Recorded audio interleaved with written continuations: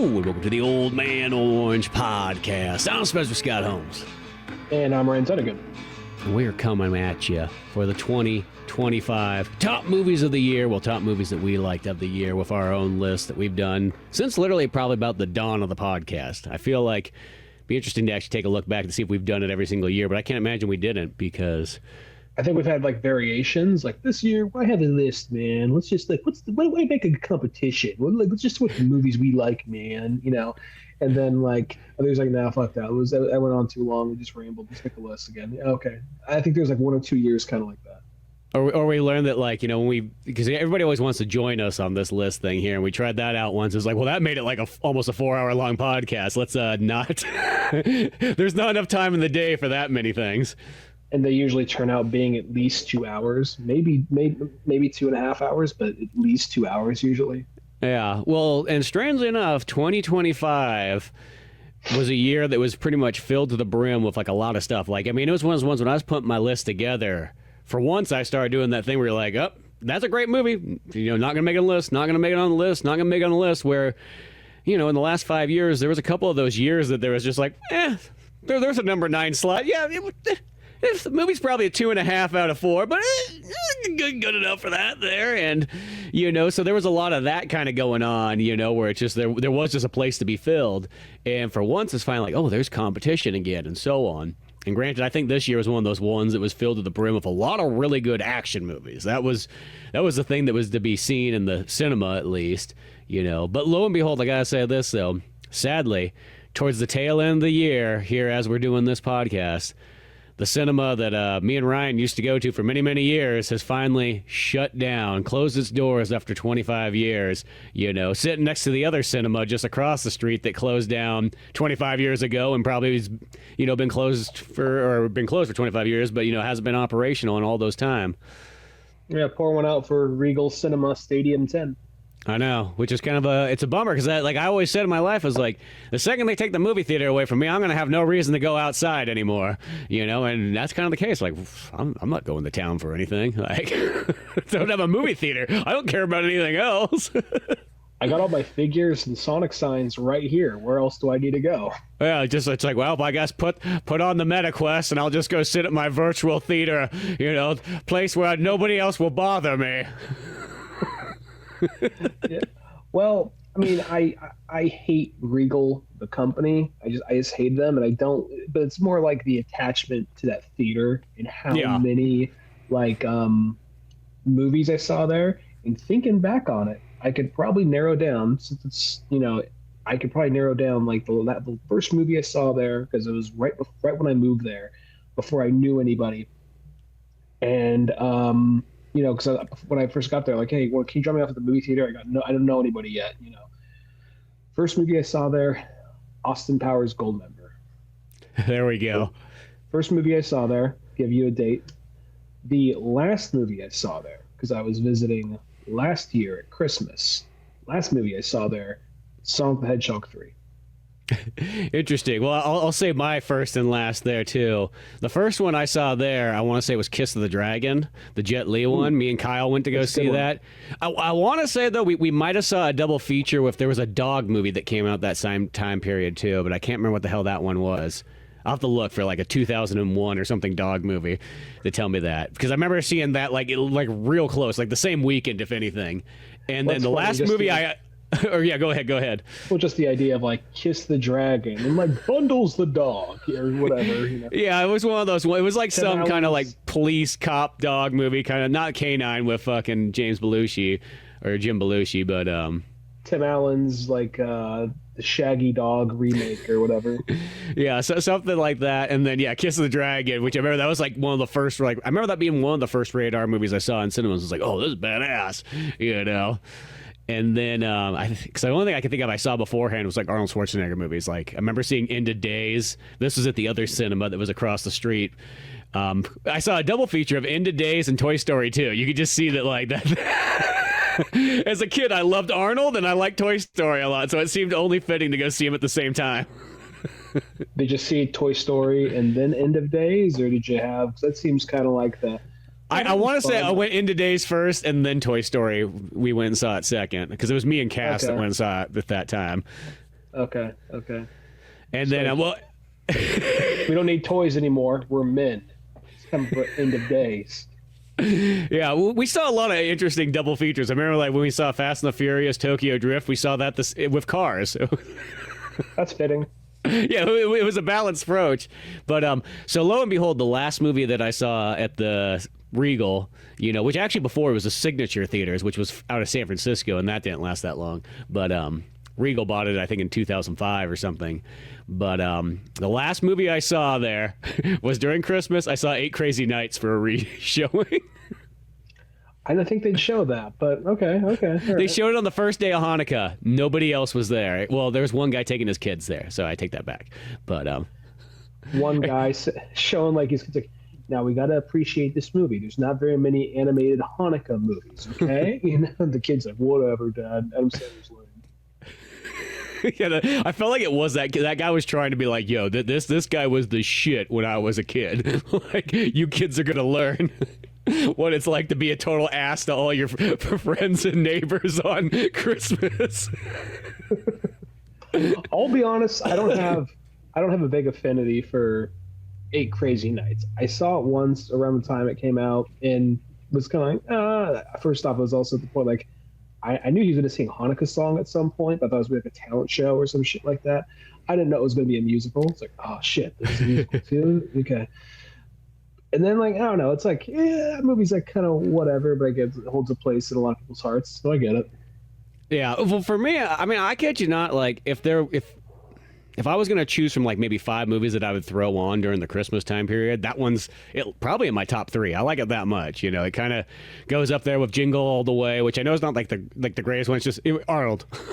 No, Jingle All the Way. Yeah, I mean, I always liked that one for that. There's a few other ones and so on, but yeah, Jingle All the Way, I totally get. Yeah, 8 Crazy Nights is one I really dig. It's actually one of my favorite Adam Sandler movies as well too. Okay. But yeah, that was my last one. I thought about going there on the last day that the cinemas open, but it was like there's such crappy movies out like towards the tail end of the year that I was like, well, am I gonna go see Avatar 3? Wicked 2? Nah. Okay, I'll be honest, it wasn't my choice. Wicked 2 wasn't bad. I assumed those ones would be if you sat down and watched them, you'd be like, yeah, that was better than I thought, but I'm not going out of my way for it, I guess. Didn't make my list. I mean, here's the thing. I think it was too wicked for my list.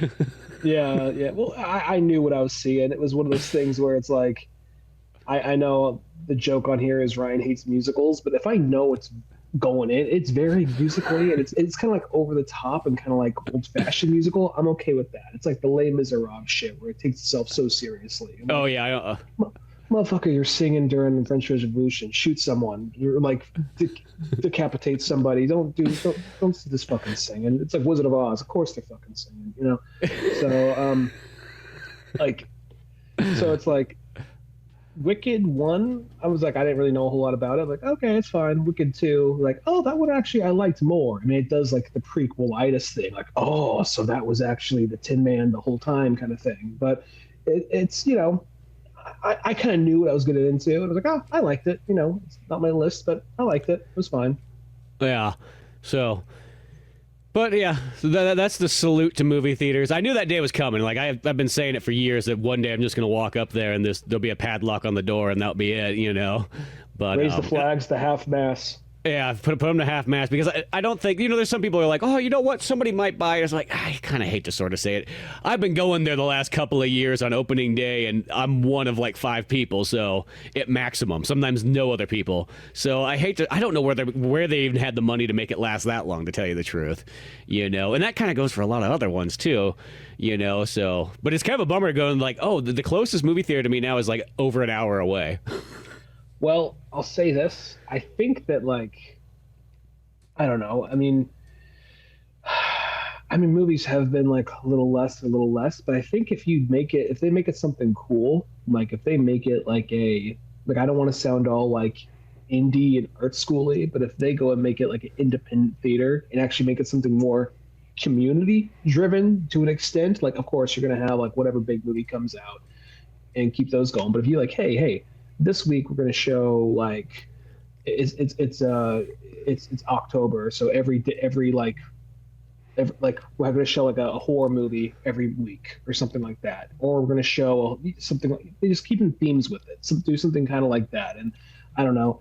I think it's just like when prices go up for it, but at the same time, like you don't really feel like quality's going up at the same time. But that's just, I think, the thing which steers people away. So, well, I hate to sort of say it, I think that's the thing is like you lost the casual fans like a long time ago, and it's that one thing in life that you don't make money off hardcore fans. Hardcore fans do not pay the bills. You know, yeah, they might show up there every week, but that's not enough. You need the casual mom and pop from Oklahoma to come in there, and when they realize it's just easier to watch things on Netflix and Amazon and so on like that. You know what I mean? That's I think that's so I really don't think there's too much of a. You could have probably a real novelty theater if it was only like a 1 or 2 screen thing and you really advertise your events and everything like that for sure. I think that's the case, but I do think it's one of those ones like, I mean, in a sense, the cinemas did it to themselves, or the movie companies did it to themselves by the fact when they started releasing movies so quickly onto, you know, iTunes and, you know, Amazon and everything like that. So the average person's like, all I have to do is blink and, you know, go a couple more days of work, and next thing you know, the thing shows up on TV. Yeah, that's true. But it's sad. Maybe something will open up there. Maybe, hopefully, we'll see. Yeah, somebody mentioned that they're going to demolish it and put a Chili's, so I don't know. I was like, there's a Crapplebee's right over there, and then you're going to bring the thing that's only like slightly better than Applebee's, which means it's not that great. Have like a turf war between Chili's and Applebee's. That'd be awesome. Yeah, so, but yeah, lo and behold, the end of cinemas it's on its doomsday, but still we are out here watching movies and, you know, relating what the best movies of 2025 were, and this might be the last time that I will have a year like this that I can say I saw all these movies in cinemas, or at least a good majority of them, because I do have a bunch of ones on my list that I don't know where the hell they appeared at, but they just appeared somewhere. But before we start, can we say like, I like to just give a couple of movies that I wanted to see but didn't have a chance to see. Do you want to save those honorable mentions for afterwards, just in case they cross? Not honorable mentions, movies I didn't have a chance to see.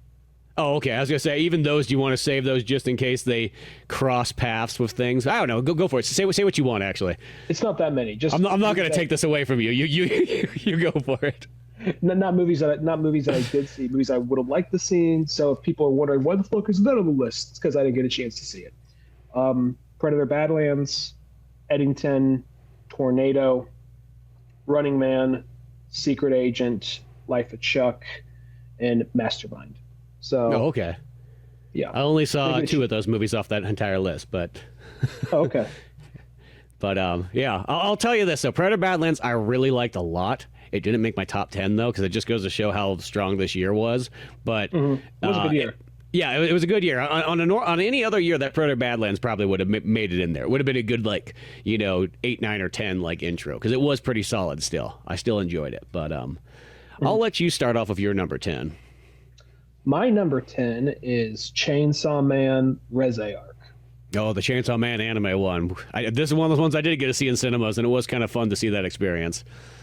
It was, and I like Chainsaw Man. I'm not like a huge Chainsaw Man fan. I like what I've read of the manga. I want to keep on reading it. I appreciated that this is like the balance this thing had of being kind of like, you know, we're going to try and approach this thing kind of like an art house movie. But then the last act, though the last half of the movie, is just like a nonstop shonen battle, and kind of like how Dragon Ball Z Super Broly went, how that eventually just almost becomes like an art piece, just in the destruction, the crazy animation, and everything like that, and level of artistry that just went into it. I really liked it. And plus, your heart just breaks for Denji, for this dumb fucking kid. It's basically just like he's just like a wild animal learning to become a human, and more or less, and then like your heart just breaks for him in this thing. And then on top of being like this like kind of like bittersweet, somber anime action movie, it has like it keeps itself being pretty funny throughout it. You know, I mean, when you get to the last half, it's actually much more of a big action thing, but there's still like just some funny things Denji says or the way he reacts within that, you know? Yeah, no, there's the good comedy in it, and then I do like kind of like the drama that sort of is there between him and the new girl that he finds, and how he's trying to still hold out for his boss, you know. Mm-hmm. Yeah. Like that's kind of what's going on, and he's this boy who doesn't know exactly what love is, but he knows that he's like, I have to be the right man, and it has to be the right moment. Even though I was born on the streets, I have this honor code that I follow.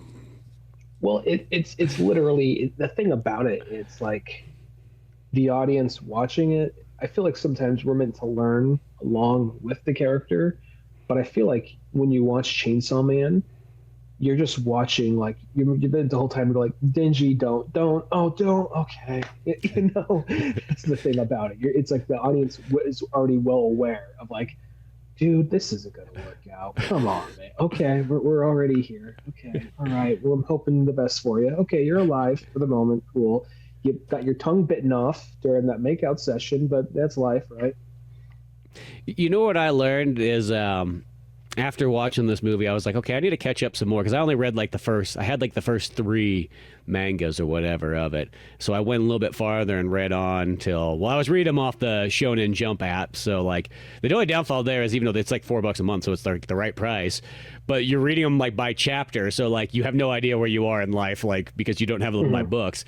But I want to say somewhere about almost like halfway into it, this whole story arc of this movie is just in the book. And I was like, yeah. For some reason, I thought this was kind of like its own original story or something like that. It's like, oh, no. It's literally like one of those, it's almost like they just took like let's just take, manga book 8 or whatever, give or take, and just take that story and turn it into the movie. I think that's kind of like, I think it's sort of like when you, a lot of times an arc goes on for a couple of volumes. I think this one was like, their more or less their Garlic Jr. arc or something kind of like that. That's a good way to describe it. It's like that was like what it felt like. It was like a Garlic Jr. like when he comes back like in season 4 of Dragon Ball Z. Yeah, and it's only like, it's that cool beginning part of it, but, maybe 10 episodes or whatever, if that, even 6 to 10. So you don't get big bad to big bad nonstop, basically. Yeah, but I just did, for some reason I didn't expect to run in that, because all of a sudden I'm like, boy, I feel like I've read this before, but this is weird. It's like so far like, oh wait a second, that's the movie. That's where those lines are and all that stuff. It took me a moment to get there, but no, I'm glad you put this one on the list because I actually did enjoy this one pretty much. I mean, I'm just like you, where I'm not like. I appreciate Chainsaw Man. I'm not an expert or anything like that. I kind of started up like right when it first came out. I'm like, that looks interesting enough, and I do kind of dig it. It's probably not my all-time favorite or anything like that for sure, but it is fun to go to here and there, even if some stuff does kind of like run on a little bit. It's like a newer anime. That I'm not someone who's like against all new anime, but it's a newer anime I like. And or the manga, but it's just one of those things where I just appreciate the artistry behind it, and I want to give it more of a chance. It's just more of time. That's all it is. Everything I've read by it, I've liked. The 3 or 4 episodes I've seen of the show, I liked. In the movie was great. So yeah. I just wanted. It's just a matter of making time for it. That's all. I kid you not. If you can get the Shonen Jump app over in Holland or whatnot, like for $4, the fact that you could read all of them on that, because I was like, yeah. I mean, I kind of looked through there's other than like Rurouni Kenshin and a couple other things that are on there. It's like for the most part, it's like none of their stuff's really for me. But there is like those 5 or 6. You're like, I could see just getting it for a month or 2 and just blowing through some of these ones. I'm kind of like, if it can't fit on that bookshelf back there, is it really? Did I really ever read it? Like, yeah, you really read it, but like, yeah, but did I really read it? The tree didn't die, and it can't go on that shelf. Did I really read it? Like, yes, but did I really? Okay, yeah, that's kind of like I just have this thing in me. I like to collect them, but at the same time, I should probably I can't buy everything. I'm gonna run out of room eventually. Well, yeah, because it's like. Put 20 Chainsaw Man books on your shelf at $10 a pop, give or take, or $4 for a month or 2, and just blow through them. That's what I kind of thought. Because I was looking, I was like, should I just? I think because like I was buying them digital, and it's like $6.99 or whatever. It's like, $4. Hell, let me just do that. But Chainsaw Man number 10. I think that's a good little starting place right there. I like that one, but I'm gonna jump into mine here next. If you're all ready to go, I'm good. So my number 10 is literally a movie that came out at the very start of the year 2025, and it's Flight Risk, directed by Mel Gibson, along with Mark Wahlberg, Topher Grace. Pretty much another one of those movies that goes to show that Mel Gibson is the fucking bomb director, and like whatever he does is just fucking killer. Even if the movie studios still want to like kind of hide his name, because I want to say this is one of those ones that the trailers said from the guy who did Braveheart, and not Heartbreak Ridge.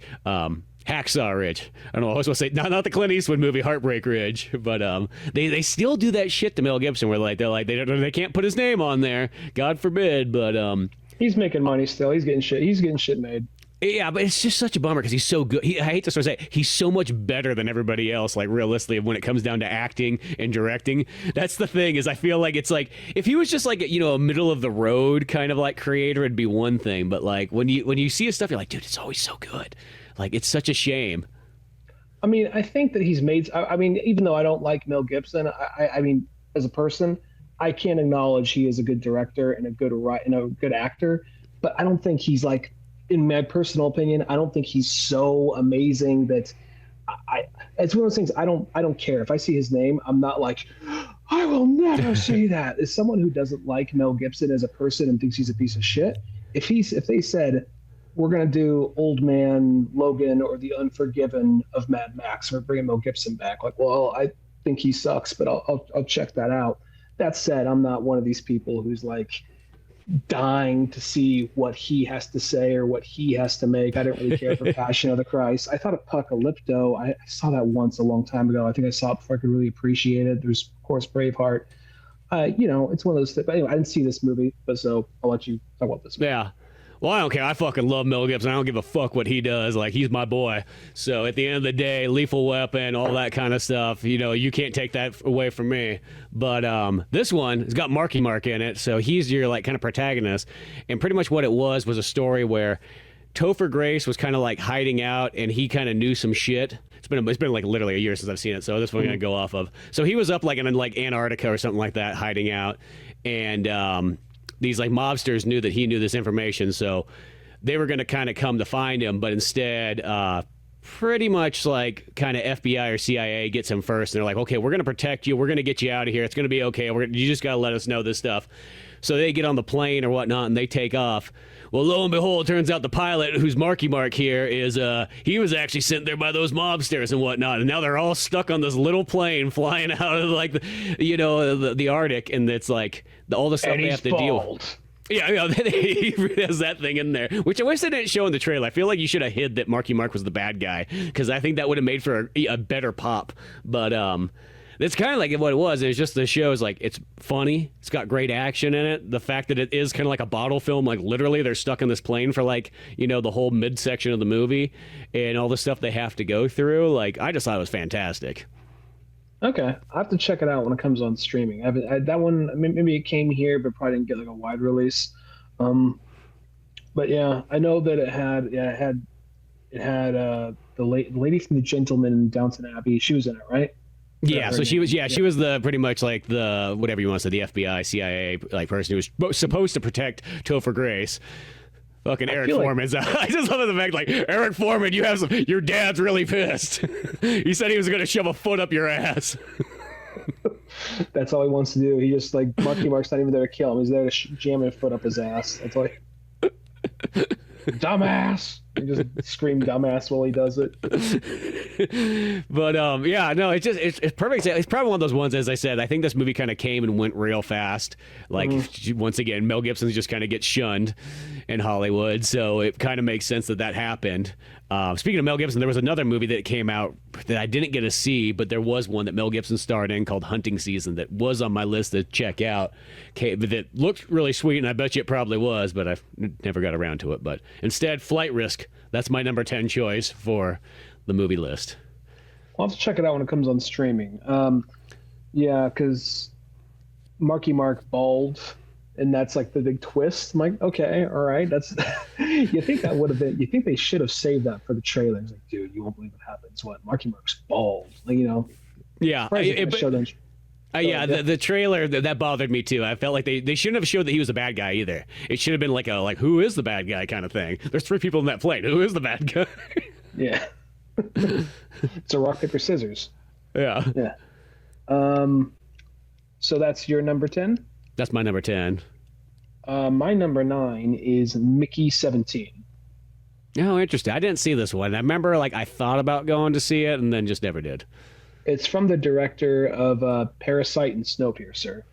And it's basically it's kind of funny because like what's his name? Robert Pattinson. Someone else said this. I don't remember who. He's like, he's a leading man who wishes he was a character actor. I'm like, that's actually very true. Because he's basically doing like an Adam Sandler impersonation the whole time. Like kind of like a more toned down Adam Sandler. Anyway, it takes place in the future. Everything's fucked, as it always is in movies that take place in the future. And he owes a lot of wrong people money. And he just quickly signs up to do like a space colony expansion program. But he doesn't have a whole lot of skills. So the only thing he can be is an expendable. So basically, he just signs up to basically test things out, go do dangerous jobs no one else wants to do, and then die, and then gets recloned. And basically, so it's this dark sci-fi comedy. And it's this guy going through space until they reach this planet, and everything's kind of very over the top in some ways. Like it is kind of like more so than say because Snowpiercer was a little bit more like everything we're taken seriously. Maybe things are a little over the top, but we're taking it seriously. This is like kind of a little bit over the top, but it's a little bit more tongue in cheek. Mark Ruffalo is really hamming it up. Is the evil billionaire character. There's it's just this interesting movie where like, because I like dark sci-fi and I kind of like the direction of the movie, as well as like the because I don't remember what they showed in the trailer, so I don't want to spoil too much if there is. This may have been in the trailer. At some point, there's a mix-up, and two Mickeys are cloned at the same time, and there is some switch-up somehow.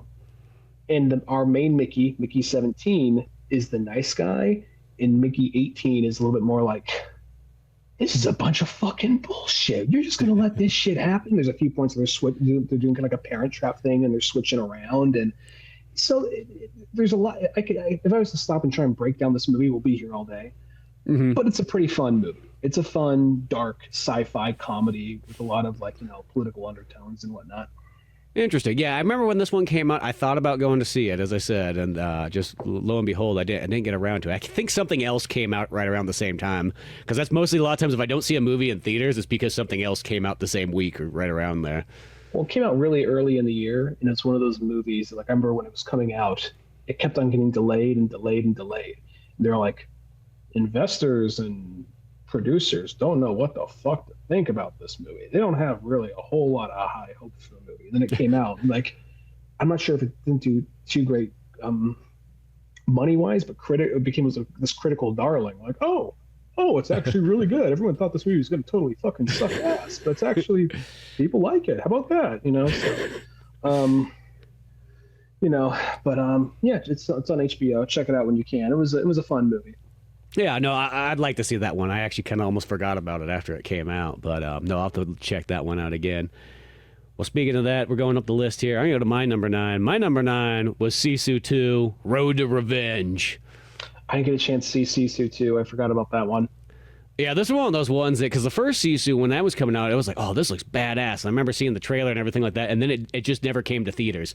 It kind of reminded me the same way that, Tony Jaa movie, the Protector, because I remember seeing trailers for that. It was like, oh fuck yeah, and then it just it was like, oh, that the kung fu craze is over. Pull all the movies out, and the people aren't into this stuff anymore. They don't like China. Well, that's not a Chinese movie. Same fucking thing, like. They're just shooting them out with a broom. They're doing like backflips out the building. Yeah, pretty much. So this one, when I saw the trailer for it, I was like, oh, badass. And I was like, oh, it's not coming here. I don't see any dates for it. And then literally like a week before it came out, like it popped up on there. I'm like, oh, fuck yeah. So went to go see that. And it's pretty much just kind of like a continuation, but it's like instead, last time he was, a fit or Previously Finnish on guy Sisu. fighting, Nazis and stuff that were trying to take his gold. Now, as he's trying to go reclaim his house from the Soviet takeover of Finland, the Soviets are coming after him, so he's got to defend his land at any means possible. And God damn it, he's bringing that house home, come hell or high water. So is it him just kind of like, this is my goddamn property, get off my lawn, more or less? Well, pretty much. So it's like they show in the beginning of when the Soviets take over after World War II, and they claim a section of Finland or whatnot, and his house just happens to be there and whatnot. He lost his wife and kids or whatever, in Sisu 0 or whatever. But so he goes there. He's like, well, you know what? Fuck it. I'm gonna take my house literally piece by piece. So he's just loading the lumber up and everything like that, put it in the back of this big old truck and everything there, and he's like, I'm just gonna drive it across the border back to Newfoundland in a sense, or wherever the heck that part is. And along the way, of course, he runs into some Soviet guys that are not going to have it and whatnot, and they're going to try by all means to stop him. But of course, he's going to fight his way through, and it's almost like, when it first starts off, after he gets the thing, it has that Mad Max Fury Road thing where it's just a continuous drive and shit keeps coming at him and he keeps going, and it goes for a long time.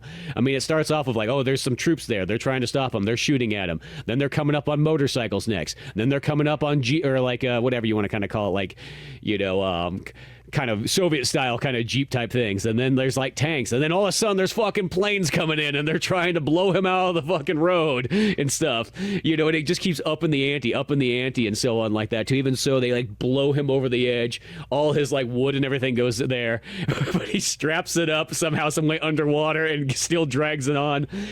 The funny thing, though, is this movie starts to become kind of almost like Looney Tunes as it fucking goes on.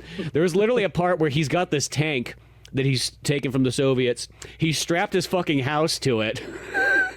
And he's coming up to the border. He's literally almost there to Finland and whatnot. And so you see these guys, and you're like, oh shit, is he just going to ramrod right through there? What's he going to do? And so on like that. But instead, he drives the tank at full speed, and there's, all the Soviets blocking the border and whatnot like that. He's put explosives under the back end of the tank. He lights them, and he literally fucking Super Mario's this shit over there, jumping this tank full on it, like Speed Racer almost, except for with a giant explosion. Lands. Sound effects. Yeah, and then, of course, he just gets so beaten and bruised and damaged along the way. But, of course, the Soviets have some way that they can still take him in anyways and whatnot. But then, okay, if that was Looney Tunes, there was a part way later on. They're on this fucking train, and the Soviets, I think, are almost taking him back to wherever, and they're going to torture him and so on. And he breaks free, of course, kills a bunch of dudes along the way and whatnot. And as he's going farther and farther up the train, each, cart and so on like that, he gets to a point where, the main Soviet bad guy, cuts the train off and, the carts shoot backwards and everything like that. And just the engine and, the coal one are the only ones going forward. Well, of course, he's slowing down. He sees this. He sees the train taking off ahead. He pulls this tarp off of what was sitting next to him, and it's a giant fucking rocket. So he literally, lights that thing up and Wile E. Coyotes himself fucking towards the train. It comes flying in there at high speed, shoots in there, and then has a battle with the main villain at the end. Finally, at the end of the day, he gets his fucking house back, and him and his dog fucking him and the dog, and then all these Finnish guys show up. And it looks kind of scary at first, they're gonna come here oh shit, what's he gonna get into now? And they're like, no, we came to help you, we brought tools. I'm just imagining as Wile E. Coyote's there, does the Russian look to the camera, hold up a sign that says Yelp or something like that? It is 2 steps away from that, because it's with 2 single piano notes. It's because the first movie, it's it is definitely that kind of Inglourious Basterds, slightly over the top war movie, and everything like that. Where this one takes it just that fraction farther, where it's you're gonna be in for something. John Wick eventually did the same thing. It was yeah, it's a little over the top, but by action movie standards, next thing you know, he's killing everyone in the fucking world. Yeah, sure, cool, all right. Yeah, well, and this movie kind of falls into like, because in a sense, like all these action movies for like about the last 5+ years, they fall into that category of like kind of like a John Wick knockoff, and that's not a bad thing. It's kind of like in the era past Die Hard, there was all the Die Hard knockoffs, and I fucking love those Die Hard knockoffs. You know, all the different variations that came out all the way up to like the late '90s and even early 2000s. You know, Well, they're not all good, but the John Wick knockoffs are proven better to be in the Matrix knockoffs majority of the time. oh yeah, the Matrix knockoffs was kind of weird, but that was a real. That one didn't last that long. That went like 6 years, and then like, yeah, that's about enough of those. Yeah, real roll the dice. There's a couple. Yeah, there's a couple decent ones, but you know, it's like the Die Hard and the John Wick ones. For the most part, you can never really go wrong. You're always like, yeah, that's solid and good enough, you know. But yeah, that's my number 9. My number 8 is Caught Stealing. Oh, you got that one down here low. Well, I really liked it, but it was one of those things. And keep in mind, there was movies I was having an X-nay. And Caught Stealing, I really liked. I guess the thing with it is, we're going to spoilers here. Spoilers. The reason why it's a little lower, and I know Jimmy, we like to talk about things why we like it, but the reason I'm going to say it's a little lower is because it tries to do a little bit of this bait, this little bit of like, oh shit, I wasn't expecting you to do that or kill this character off this early in the movie. But the thing is, like, that was something that I think would happen in a lot of these 90s crime movies that this is pulling inspiration from. And I guess I was enjoying the movie so much, and I liked the dynamic between the main character and the Zoe Kravitz character. Like, I really liked their dynamic. I wanted to see how they navigated together. And when they had the twist that she dies within the first 20 or 30 minutes of the movie, it didn't kill the movie for me. But that dynamic was like, I've seen that so many times in movies like this, that this movie is making homage to. Mm-hmm. At the same time, though, I love the filmmaking. I love the acting. It was really fun. It was a movie that just kept on going and going and going. It felt like a movie that Darren Aronofsky would have made back when he was first starting off. Maybe not right after Pi, maybe like a movie or two after Pi, and then would do something like this, or maybe before Requiem for a Dream, somewhere around there. And then going and then but then using all these years of this whole career of filmmaking and going back and making a movie like this. And yeah, I know it's based on a book, but I don't know what he left in and what he took out. And that said, I found it really fun. I liked especially the rabbi, the rabbi hitman, like the like they're like how they had like this weird code, like they were truly horrible fucking people, but they have this weird code they'd stick by. I kind of thought it was, or then there's like the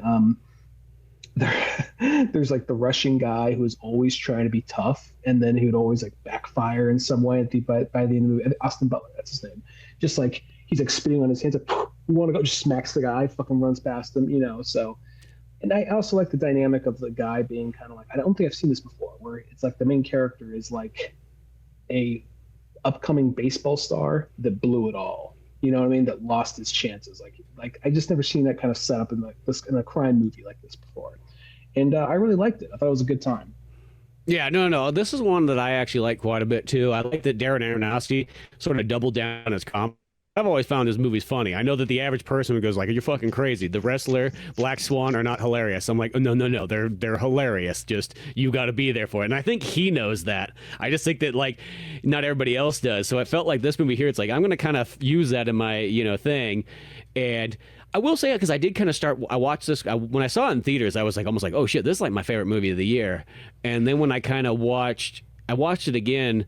And I was like, it's really good. I'm kind of almost not 100% sure if that's still where it holds, because, sometimes there is. And yeah, it is kind of weird that Zoe Kravitz does die like 40 minutes in the movie or something like that, which that one just feels like maybe if she wasn't as much of a character and she was just kind of there, like just like, oh, it's just girlfriend, whatever, but since she was there and it's kind of like, well, she seems like a big actress and so on like that, seems like a strange reason to like cut her out so soon, I don't think it's wrong that like you can kill her if you want to do it for dramatic parts, but just, yeah, you could maybe save it for the hour and 20 minute mark or something. It was more of like, it wasn't like you can't, like, that's the girl and she's pretty and I like her, you can't kill her. It's not that. It's more of like I liked their dynamic so much, and I was sad that I wasn't going to see it for the rest of the movie. Well, that's what I mean. It's also, underutilized in a sense. Yeah, because she's really good in the movie, and their banter was really funny.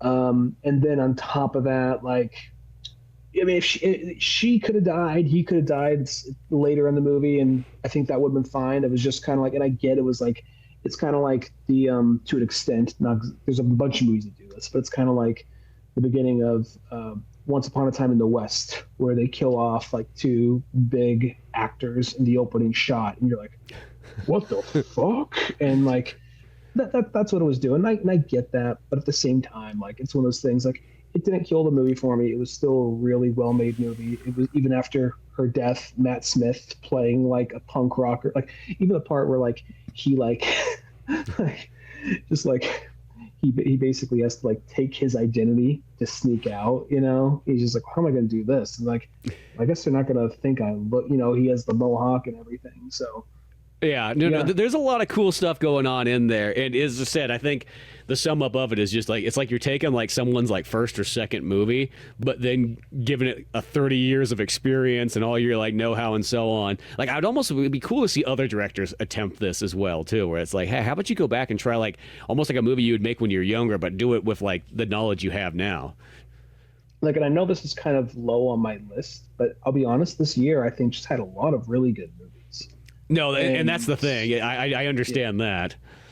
So this is actually literally a movie I wouldn't mind owning someday. So that's at a point where I'm like, I'm sure, like I say, I treat Blu-ray more like vinyl. I don't buy every little thing I like. This is one I wouldn't mind getting at some point. Yeah. No, that makes sense. Well, going up the list to my number 8, which just sounds weird because this one feels probably kind of weird that this is probably low on my list. But once again, it was that one where, all these movies are good, and it's like they could probably interswitch, realistically on like how you feel that day. But I'm going to say Superman for my number 8. Superman was really fun. That was a really good movie. Yeah, and it's one of those ones. I just watched this one again, too. I was like, I want to kind of go back and see it because I liked it in theaters. It did kind of, it was that weird one where it's like, I liked a copious amount of it. I'm just going to get this part out of the way, though. It did have a little bit of that kind of goofy humor in there. Not so much that it took, that like it kind of ruined it or anything like that, but just so much you kind of notice, you're like, that's kind of interesting choices. And I think it's with James Gunn, because a lot of times I think about it with like when it comes to Guardians of the Galaxy. As much as I love Guardians of the Galaxy, don't get me wrong, I really love that movie. That's also kind of the start of where like the Marvel movies start to get that problem where the humor starts to really get in the way of things. And so it's weird to think it's like they're on. And ironically, it's one of those ones DC movies doing for always being serious. It's like now that you have like James Gunn doing it, they almost have that just a little bit of that weird humor.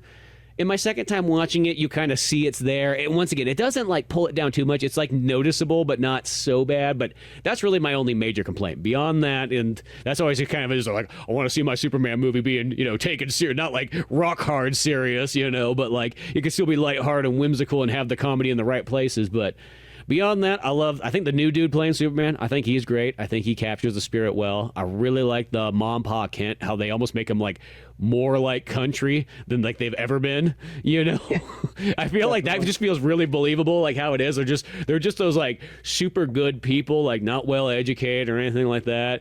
Not fucking like Kevin Costner, who is just like, I fucking hate this town. Like, why do you live here, Dad? I've been asking me that question my whole fucking life. I got a better question, Clark. Why don't you save that? Why'd you save the whole school bus of kids? Well, it was a school bus of kids. They were my classmates and friends. Yeah, why'd you save them? If they all went away, I wouldn't have to fucking throw you those stupid birthday parties anymore.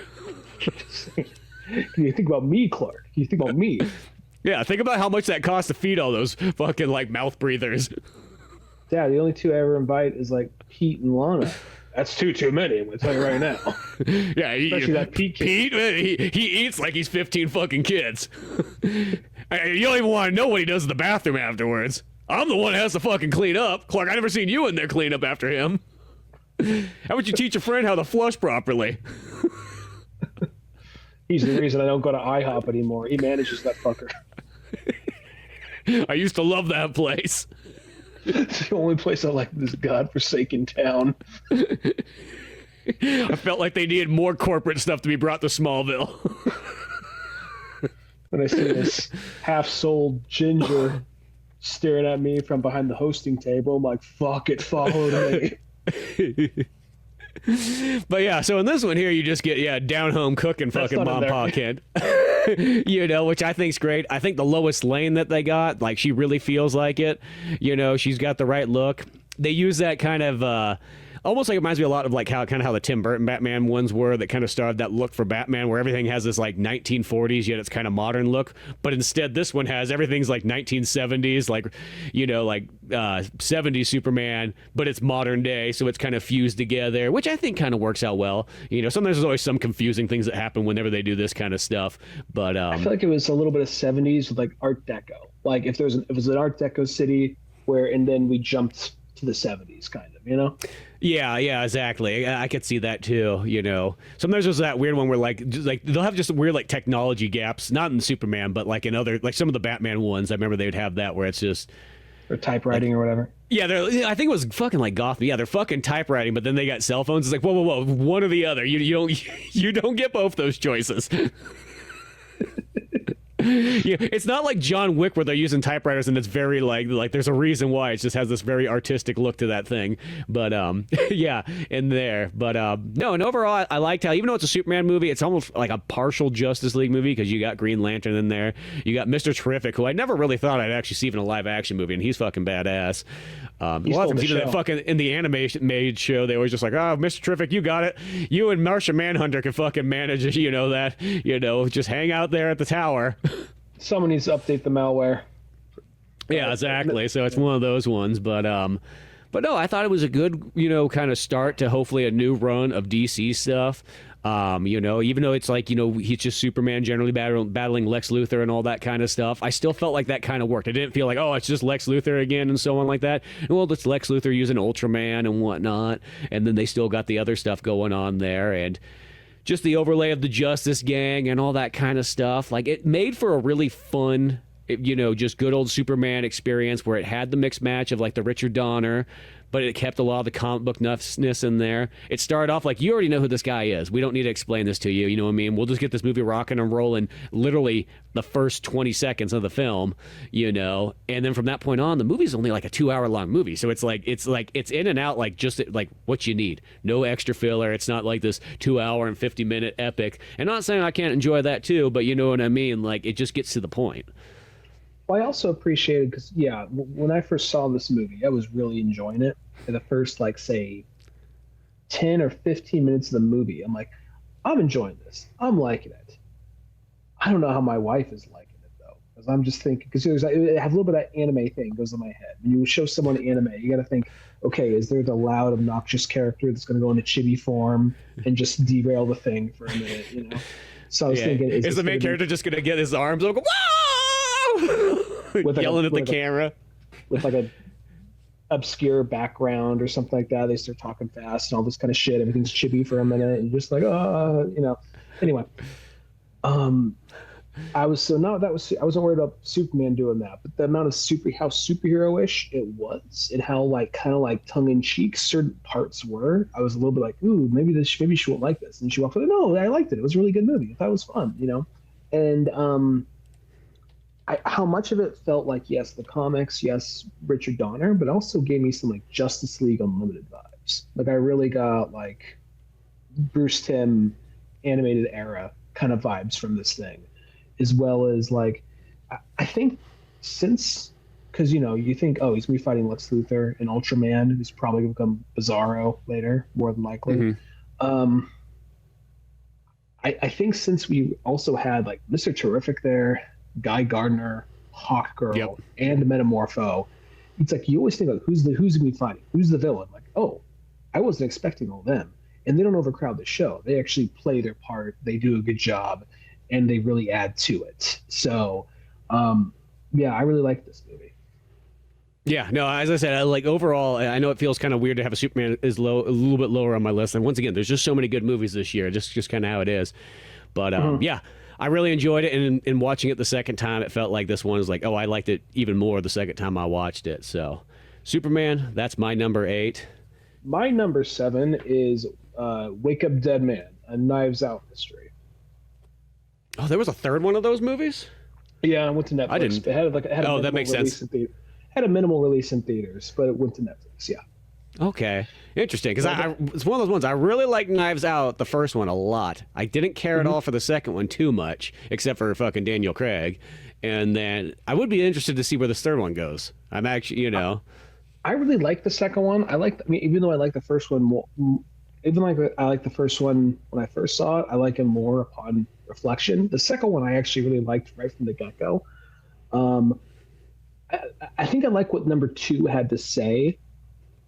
I think the execution was still fun and still interesting and still entertaining, but it was more of what it was saying that I really liked, because it's not that mysterious of who did it, but that was almost kind of the point of it, which I thought was kind of an interesting way to go about it. This one, I don't know where it stands among the 3. This one, the setup, since you don't know, I'll give you the short setup. It focuses on a priest, a new young priest who's trying to has a past, and he is trying to become like the best priest he can be.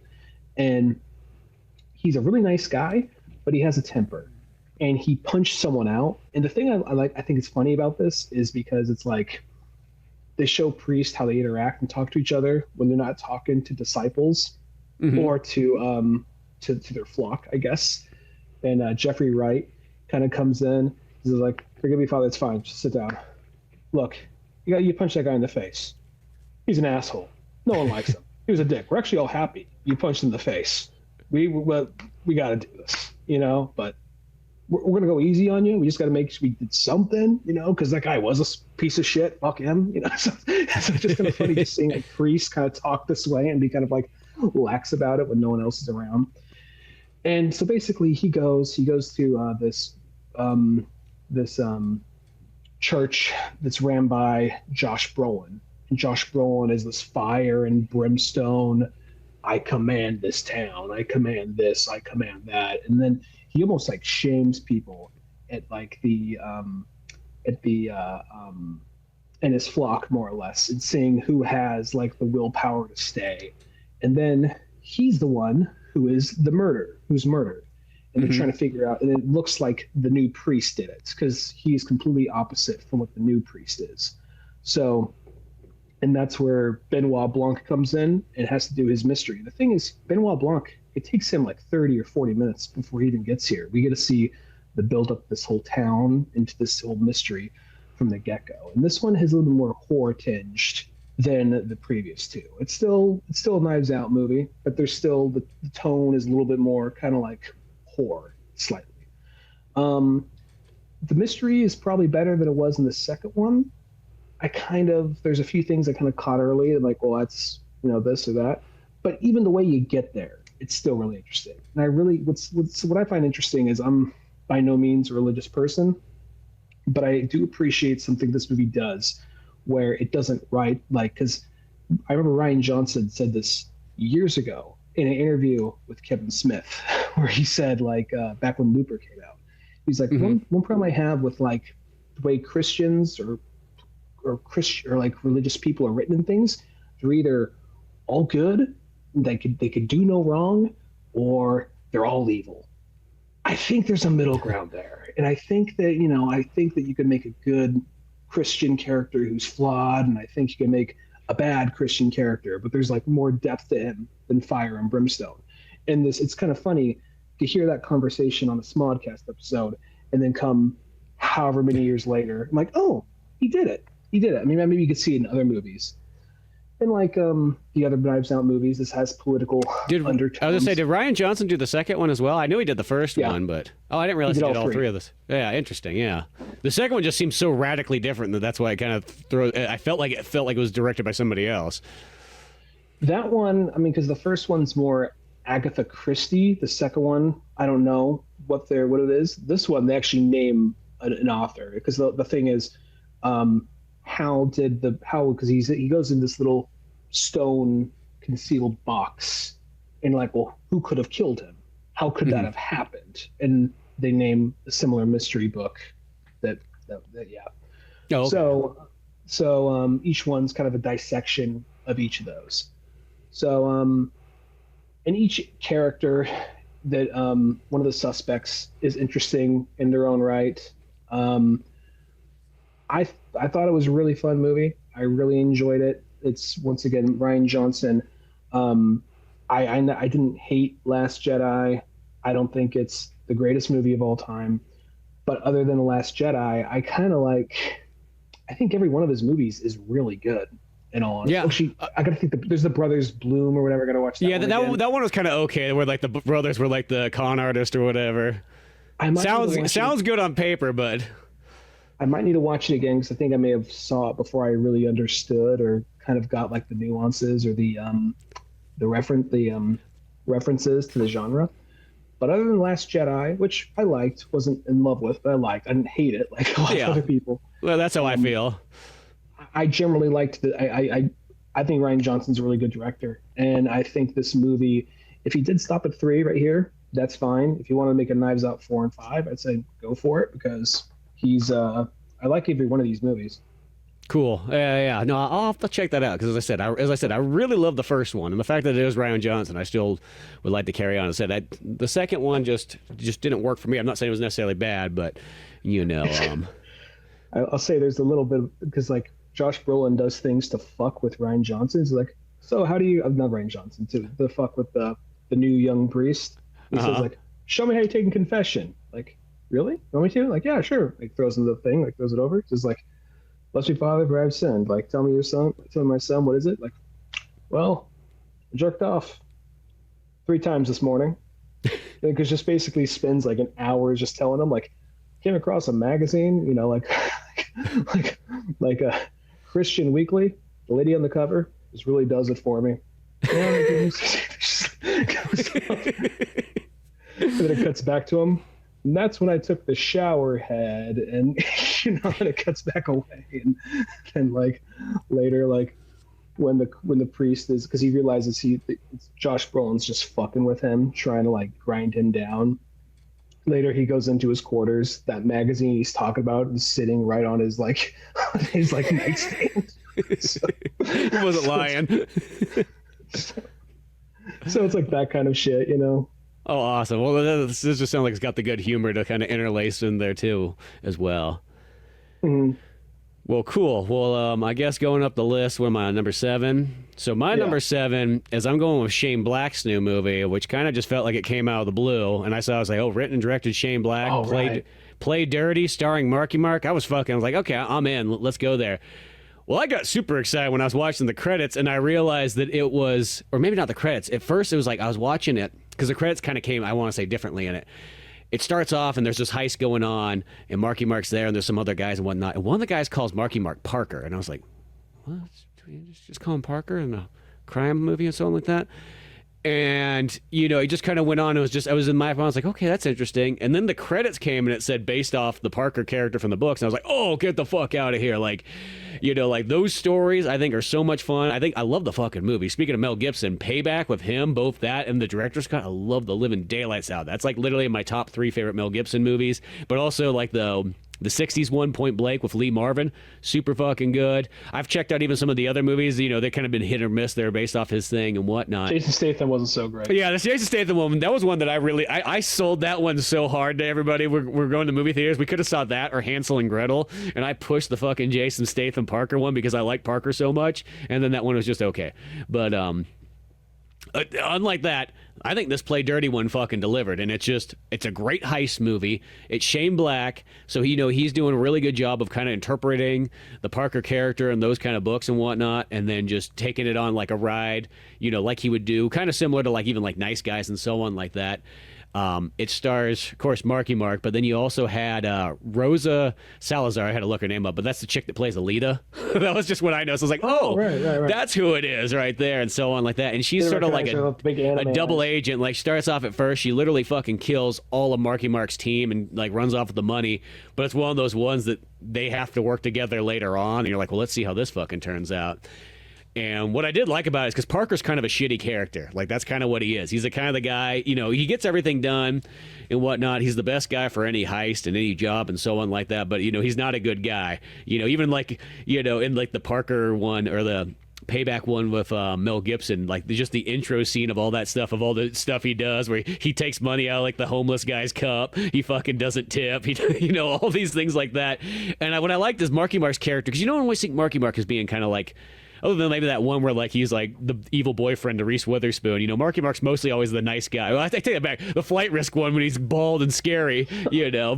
But in this one here, Marky Mark had the attitude. He was still Parker, where it's like a guy. It's like a bad guy that you love. Like, you know, he can do kind of like the shitty things, but you kind of more get it. You're like, dude, he's got to stay safe for himself. He's in a dog eat dog world. You know what I mean? If he's got to turn his back on somebody, he will, you know, even though he's got his friends and whatnot.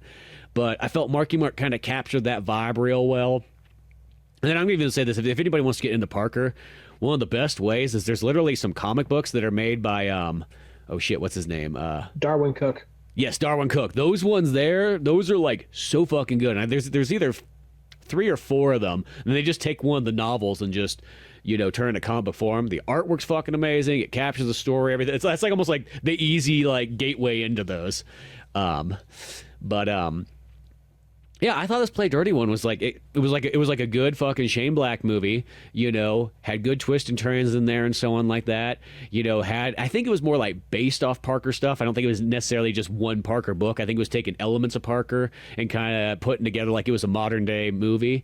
You know, it came out on Amazon. So it's like, because this is another one of those ones that just popped up. I was like, where the hell did this come from? It didn't go in the theaters, didn't go there, but I think it was when I saw the Amazon title, it's like, oh, that's where it popped up initially.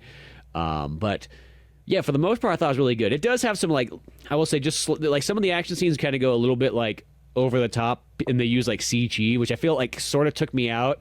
It was like one of those ones, like, I feel just, if you're gonna have a car, I know they're crashing a fucking subway train at some point, but it's like one of those ones. Sometimes like when it's CG, I get what they're doing and so on like that. It looks weird compared to like if it was just like a model or something like that, you know, for a grounded in reality heist movie. God damn it. You know, but beyond that though, I still thought it was just a fucking excellent heist movie, good comedy, good action.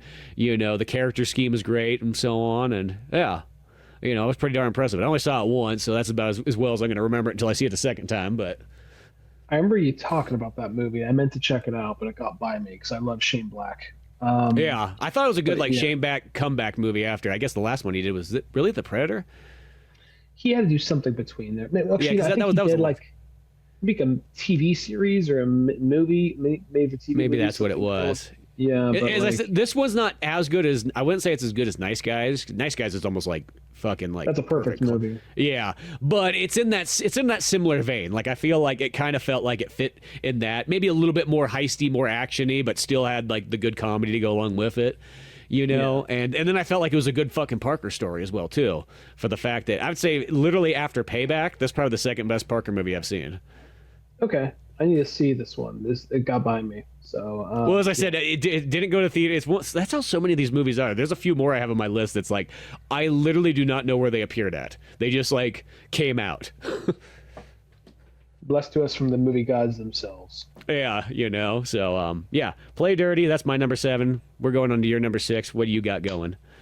My number 6 is Guillermo del Toro's Frankenstein. You know, this is another one I really wanted to see, and it's that weird thing that, like, if it doesn't go to theater, if it goes to theaters, I would have been there day one. But it goes to Netflix. It's like it went to theaters like a month before it hit Netflix. Yeah, but it only went to like major. Yeah. It only went to like major theaters, like Los Angeles, New York. Yeah, like that kind of stuff. So I don't really count that the same. It didn't have a wide release, I guess, is the best way to say it.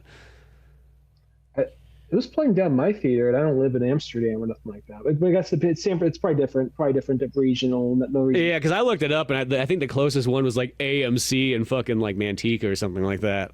So It wasn't the most common, you know, thing. AMC's kind of good about doing those kind of weird showings.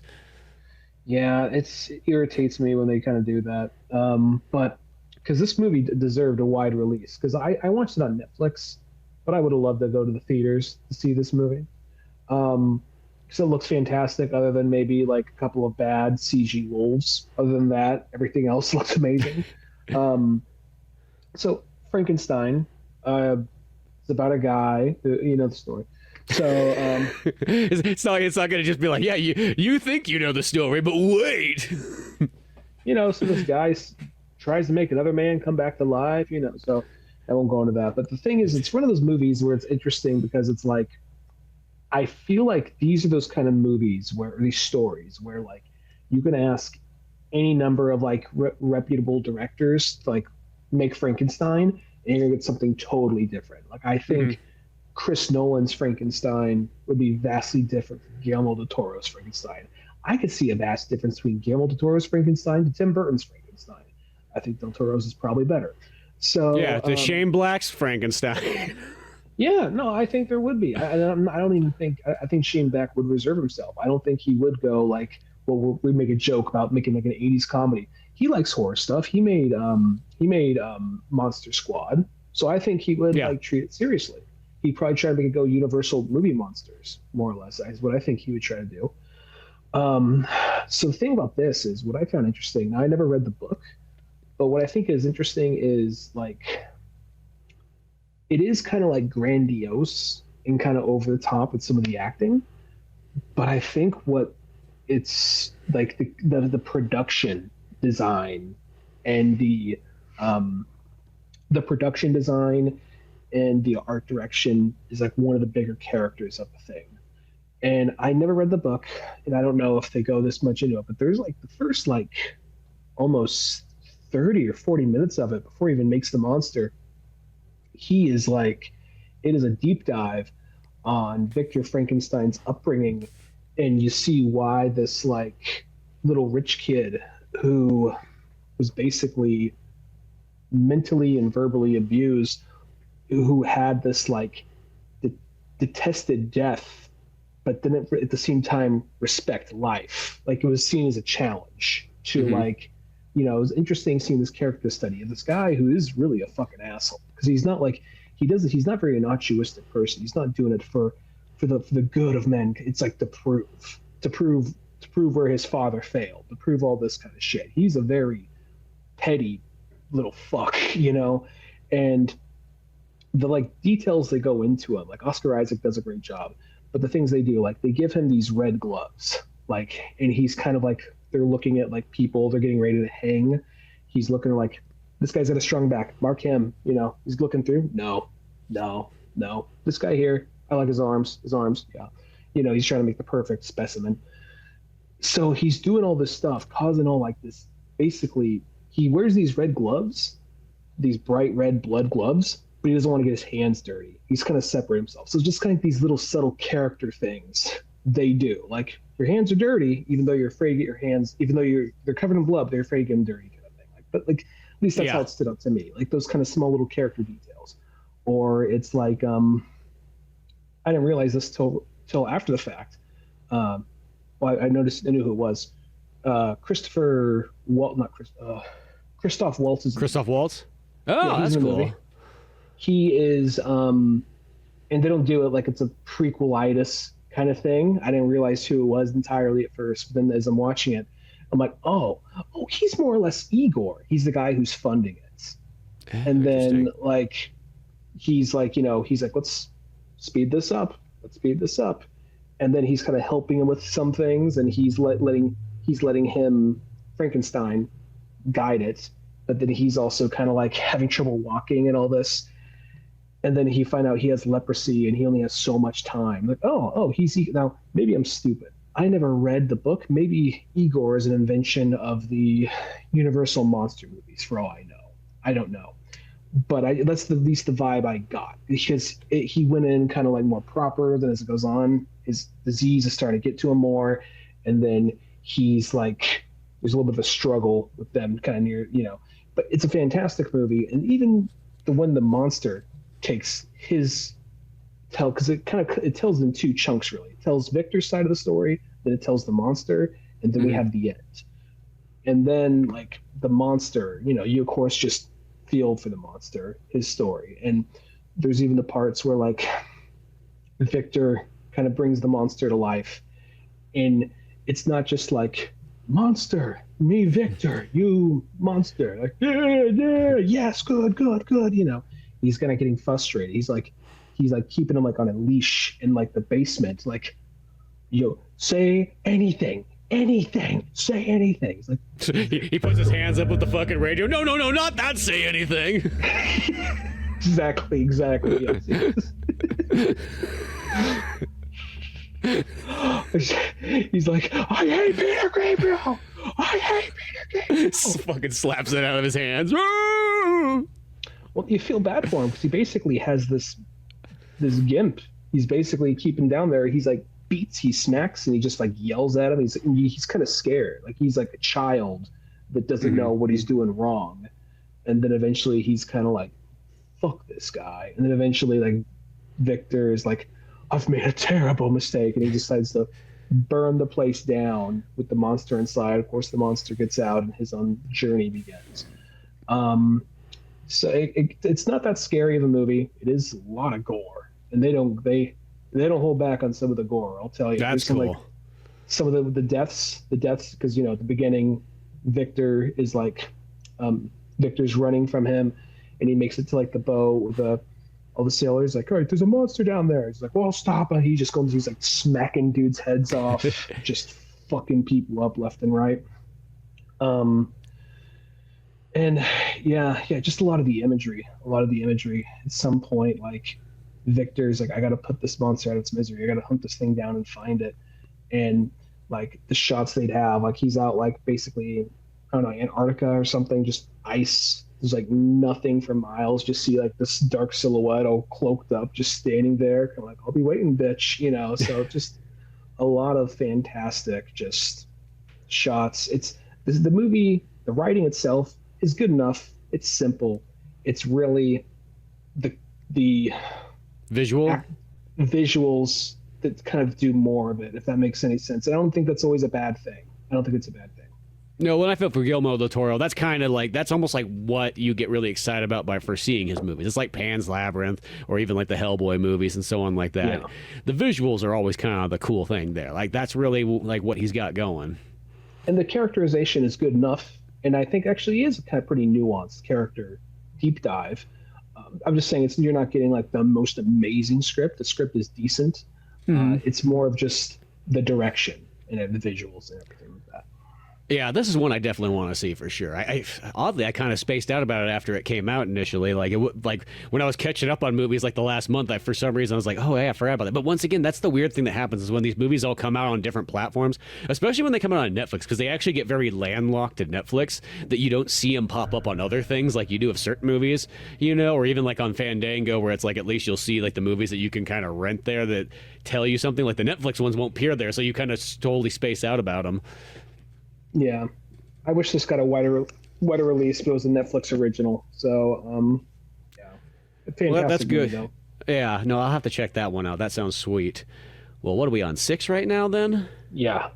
So my number 6, I'm gonna go with the Fantastic Four, and it's what I went back and forth between this and Superman on which one I kind of like more. And it feels wrong for me to say Superman is lower than Fantastic Four. I think that realistically, maybe the Superman movie might be a little bit more, if you were watching them over and over, like would be a little bit more interesting movie for rewatchability. But I felt like the Fantastic Four was probably like the most well-done Marvel movie I've seen in a very long time. Like, I felt like, one, it captured the Fantastic Four for what they were. You know what I mean? And they are those kind of characters that you are totally selling your grandpappy superhero when you sell the Fantastic Four. And I think that's what always made them a little bit kind of hard. Like, don't get me wrong, I enjoy the Fantastic Four, but I even feel like when you read it, you go like, I know that this has got to be kind of hard for some people to kind of choke them down. They are total old school.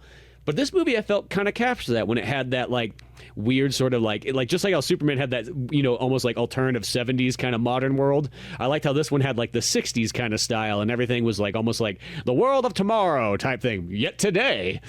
And the biggest thing about it was, especially when you compare it to the Superman movie, is the fact that how serious they actually took this Fantastic Four movie. It almost felt like it was more equivalent to like a DC movie, than like it was a Marvel movie, because the comedy wasn't there. Now you had like the Ben and fucking Johnny, like, banter back and forth, but that's normal. There was no like slapstick gags in this one. There was none of those like all the issues that I generally have had with a Marvel movie like in the last 10-15 years were not there whatsoever. It was literally like almost like all kind of good. And I loved how the fact they just start this thing off, be like, yo, here's the Fantastic Four. You don't know? Here's a highlight reel real quick. Boop, boop, boop, boop, boop. We'll catch you up. Here's some of their villains, you know, all this kind of stuff. And then now here they are in the future. And look at, they're already having a fucking kid. Like, you know what I mean? We're already at that point. And I like just like how it just kind of gets going, you know, and so on like that. And then it uses that storyline where it's like, oh, yeah, fucking, by the way, Silver Surfer's showing up, you know, and guess what? Galactus is coming for your planet, so get fucking ready, you know. And I will say, like, there's one of those comic books, I think I was telling you about it before, that was, it was like the Spider-Man one, but it was Spider-Man like in the like every decade or whatever, and I can't remember what the hell it was called, but 60s, 70s, 80s, 90s, 2000s. Life Story. There's a Fantastic Four one too that's called Life Story, and it's kind of the same thing where it starts off. But the interesting thing about it is like when it starts off like in the 50s or 60s, is Galactus shows up like really, or Silver Surfer shows up really early, and tells Mr. Fantastic about that. So it makes it more epic because Mr. Fantastic is literally working for like 30 fucking plus years trying to figure out how to defeat Galactus, you know. And then Sue Storm's like, "Fuck it, I'm gonna go bang," what's his fucking face, the Merman, Little Mer boy. Yeah, exactly. She's like, you're just so fucking obsessed with this Galactus shit. You know what I mean? Like, I'm out of here. He's like, oh, whatever. Like, you know, when the world fucking dies, you know, you'll be thinking of who the real man is. You know, and it goes through all kinds of stuff like that. And I thought that book was fucking excellent. But it kind of reminded me, the movie sort of felt like it had that story just like in a little bit more simplified version, but it still worked. You know, it does feel like you're kind of blowing your load right off the bat with Galactus, but at the same time, I felt by this point, fuck it, let's just go with it. We're on our 5th Fantastic Four movie. Let's just like roll with it. You know what I mean? And overall, I think it was kind of like the Superman one too, where I think it rolled in at like even less than 2 hours. Like, that was the nice thing, is both those movies felt like they were very streamlined. It wasn't like that. There was that period too where, like, you know, a lot of movies were coming out and they're 2.5 hours long when they probably didn't need to be that long, you know. And this one felt like it was just dialed in, smooth, and everything about it. I felt like they got the characters right. Everything pretty much looked about good, you know. It's like, if anything, it's like 95% of the way there, but that's great for like a movie. Yeah, I really like this one. It did not make my list for this year. I just didn't want to have too much of a. Well, I won't spoil what, but like I was juggling between this and Chainsaw Man, so yeah. I was just like, I think Chainsaw Man, you know. But at the same time, I really did like this movie and almost did make my list. And something I do appreciate, yeah, like aesthetically, the '60s kind of retro futurism, and then I also kind of liked when the bad guy, because yeah, sure, they do some superhero stuff, of course, but it's almost like kind of like this more like cosmic horror, this kind of like, oh, we didn't really like what happens in the world turns to them, like, what do we do? Like, they don't fucking know. Like, what do you mean you didn't give the kid? Like, there's that part I love of Mr. Fantastic. He comes out like, he's like, well, we obviously weren't going to give the kid. Come on, guys, obviously. And everyone's looking like, oh, fuck you. Like, give him that fucking kid. You can make her. We tried for 5 fucking years. Like, Sue's got a bunch of radiation in her. She's practically spilling out fucking like Chernobyl every time she has a period. Look at fucking Ben. He's growing a fucking beard. Isn't that fucking weird? I think it's fun. I just like. Shit, someone's like, "I'll give you my kid. I don't give a fuck. Here, take him." He's like, "Yeah, your kid doesn't have superpowers. Get that shit out of here." Just pumps it back. That ain't going on the fucking newspaper. This is the Baxter Building. Damn it, we're a higher class of people, unlike you. I just like the idea. Like, I didn't even take it. He wasn't even kind of like, obviously we're going to give him our kid. He was more just kind of like, no. Like, it was just this thing like, guys, we're the richest people in the world. We're the most famous people in the world. I think we should have had a PR person stop and walk us through what happened when they ask us this. I know you just got back and everyone's eager to get some questions, and you guys just had an extra like existential crisis. Yeah, but we should probably talk this out before you go out there. Like, so, what was the price? He wanted some shit. We just We're gonna work it out. We're gonna figure it out. Okay, guys. All right. Good PR meeting. Good. Yeah, they could have said anything. They were literally on that fucking like space journey for like 6+ months. The second they walk out of that spacecraft, they're already fucking being interviewed. like no fucking downtime. It's not like when Galactus gets there, he just starts singing himself like Fantastic Four's child, Fantastic Four's child. All I want is Fantastic Four's child. Just like skipping through. Somebody's getting themselves a boy. And the city's like, wait, what? You said to give him the kid? Like, he's just saying wacky shit. I specifically want Fantastic Four's child. Just like walking through buildings, just saying that.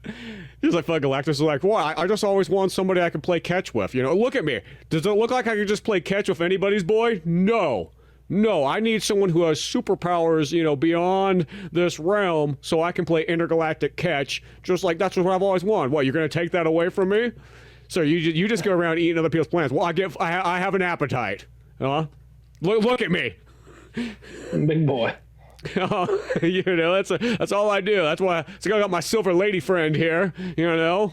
She goes out and finds planets for me that are appetizing, and, you know, that's what I do. I found her in a trailer park in the Ozarks. Like, you look like I'll make you silver. New job now. Yeah, but yeah, no, it's like overall though, I just thought that realistically, once again, as I said this, like I feel like I can't say this more than enough, is that this was probably my favorite Marvel experience in a very long time, really. You know, and I'm not saying I don't enjoy Marvel movies from time to time, but like it definitely was that one where it's like, oh, this was really like Marvel firing on all cylinders, and I really hope that they keep this tone and vibe for like the next things to come, because I just thought this one was just done, like it felt legitimately like you're watching an actual superhero movie, where some movies kind of feel like they're still kind of more trying to pander to like a wide audience in a sense, and get people in who don't really like this stuff in the first place, you know. So like, well, we'll throw some goofy comedy in there, you know, we'll throw some stuff that doesn't really make any logical sense, but we'll put it in there anyways because that's what the regular audience is gonna like.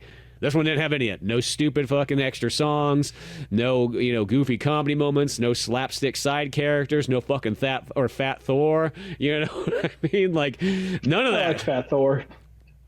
If it was fucking Mel Brooks's like one or a Lego fucking one, I'd be fine with Fat Thor. I felt like if it's like in this supposed to be the serious universe in the sense, I felt like it was kind of like, I don't know. There's complexity and nuance to Fat Thor, but I get you. You got your own image of Thor.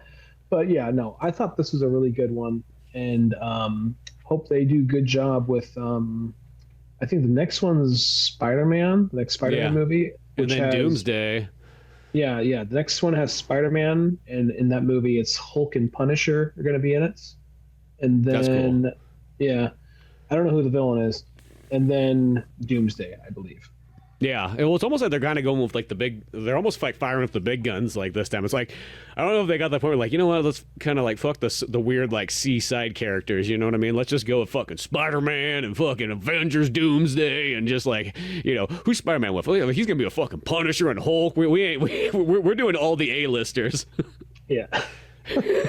So I'm actually, as I said, this kind of excites me. It's once again, like, don't get me wrong, I like both Superman and Fantastic Four. And I thought it was just a great year for both of those ones. I think, you know, for the most part, they're each going in the right direction pretty darn well. But as I said, probably Superman you could probably watch a little bit more. But I do think that just the tone and everything about Fantastic Four was like, that was almost like about as perfect as I could want myself, at least for a superhero movie. I thought it was like, this, I like this, you know? I mean, you do have that little like fucking like, you know, BB-8 robot in there that like every single fucking movie seems to have nowadays. We're like, we got to have the cute little like, you know, like the Baby Sonic or like, you know, all these kind of things. Well, that was the robot that was in the 60s cartoon, because for whatever reason they couldn't get the rights due to complications. They couldn't have the rights for Human Torch, so the fourth member was that robot, and then. So it was just kind of a little homage to the cartoon that robot's their butler, basically. Oh yeah. Well, and realistically, it doesn't like the character doesn't necessarily bother me, but it does just feel like they always got to really cutify those things anymore in movies. Well, I just appreciate like, yeah, you guys really I mean, I'm not like I wasn't really dying to see that robot. But I was like, that I appreciate the reach for it. I do like the reach. Now that you mentioned the reach, that definitely makes it much better. As once again, I'm saying it's not that I dislike the robot. You know, maybe I like BB-8 and everything like that. Sometimes some of those things can become a little bit too much screen, like, you know, Steelers in a sense. There was another. If they haven't done if it, go ahead. I was gonna say there was some movie recently that I remember. I felt like it was like, you know, it was almost like you could push that out of the way a little bit more, like whatever the hell character it was. I can't remember what it was. It wasn't Fantastic Four. I don't remember what it was, but it'll probably come to me at some point. Oh no, it's Superman. Superman. I felt like Crypto was almost a little bit like you could tone him down just a little bit. Don't get me wrong. I think it's badass that Crypto's in here, but like he's almost like a little too extreme. That like. I thought it was funny that he was just a poorly trained dog, but deep down was like a good boy, just like a dog that needs training. Because working with dogs, I've definitely worked with a couple of Cryptos in that way. So he's just this little like son of a bitch. I appreciated that. But at the same time, though, I could see them toning him down because he's going to be in Supergirl and whatnot too. So yeah. But yeah, my number 6, Fantastic Four. I'll let you roll on your next one. We went on that one for a rant. It's all good. It's superhero stuff. It always takes us a minute to get the superhero ones. My number 5 is Weapons. Oh, I never saw this. This is that one that kind of just came out of nowhere, this movie, and it had like, it was just like a poster. Like, I don't remember a trailer for it. I don't remember anything. It was just kind of like, here's this movie, and the trailer told you nothing. It just showed these like kids like fucking running like Power Rangers in the street, and I was like, oh, okay, sure.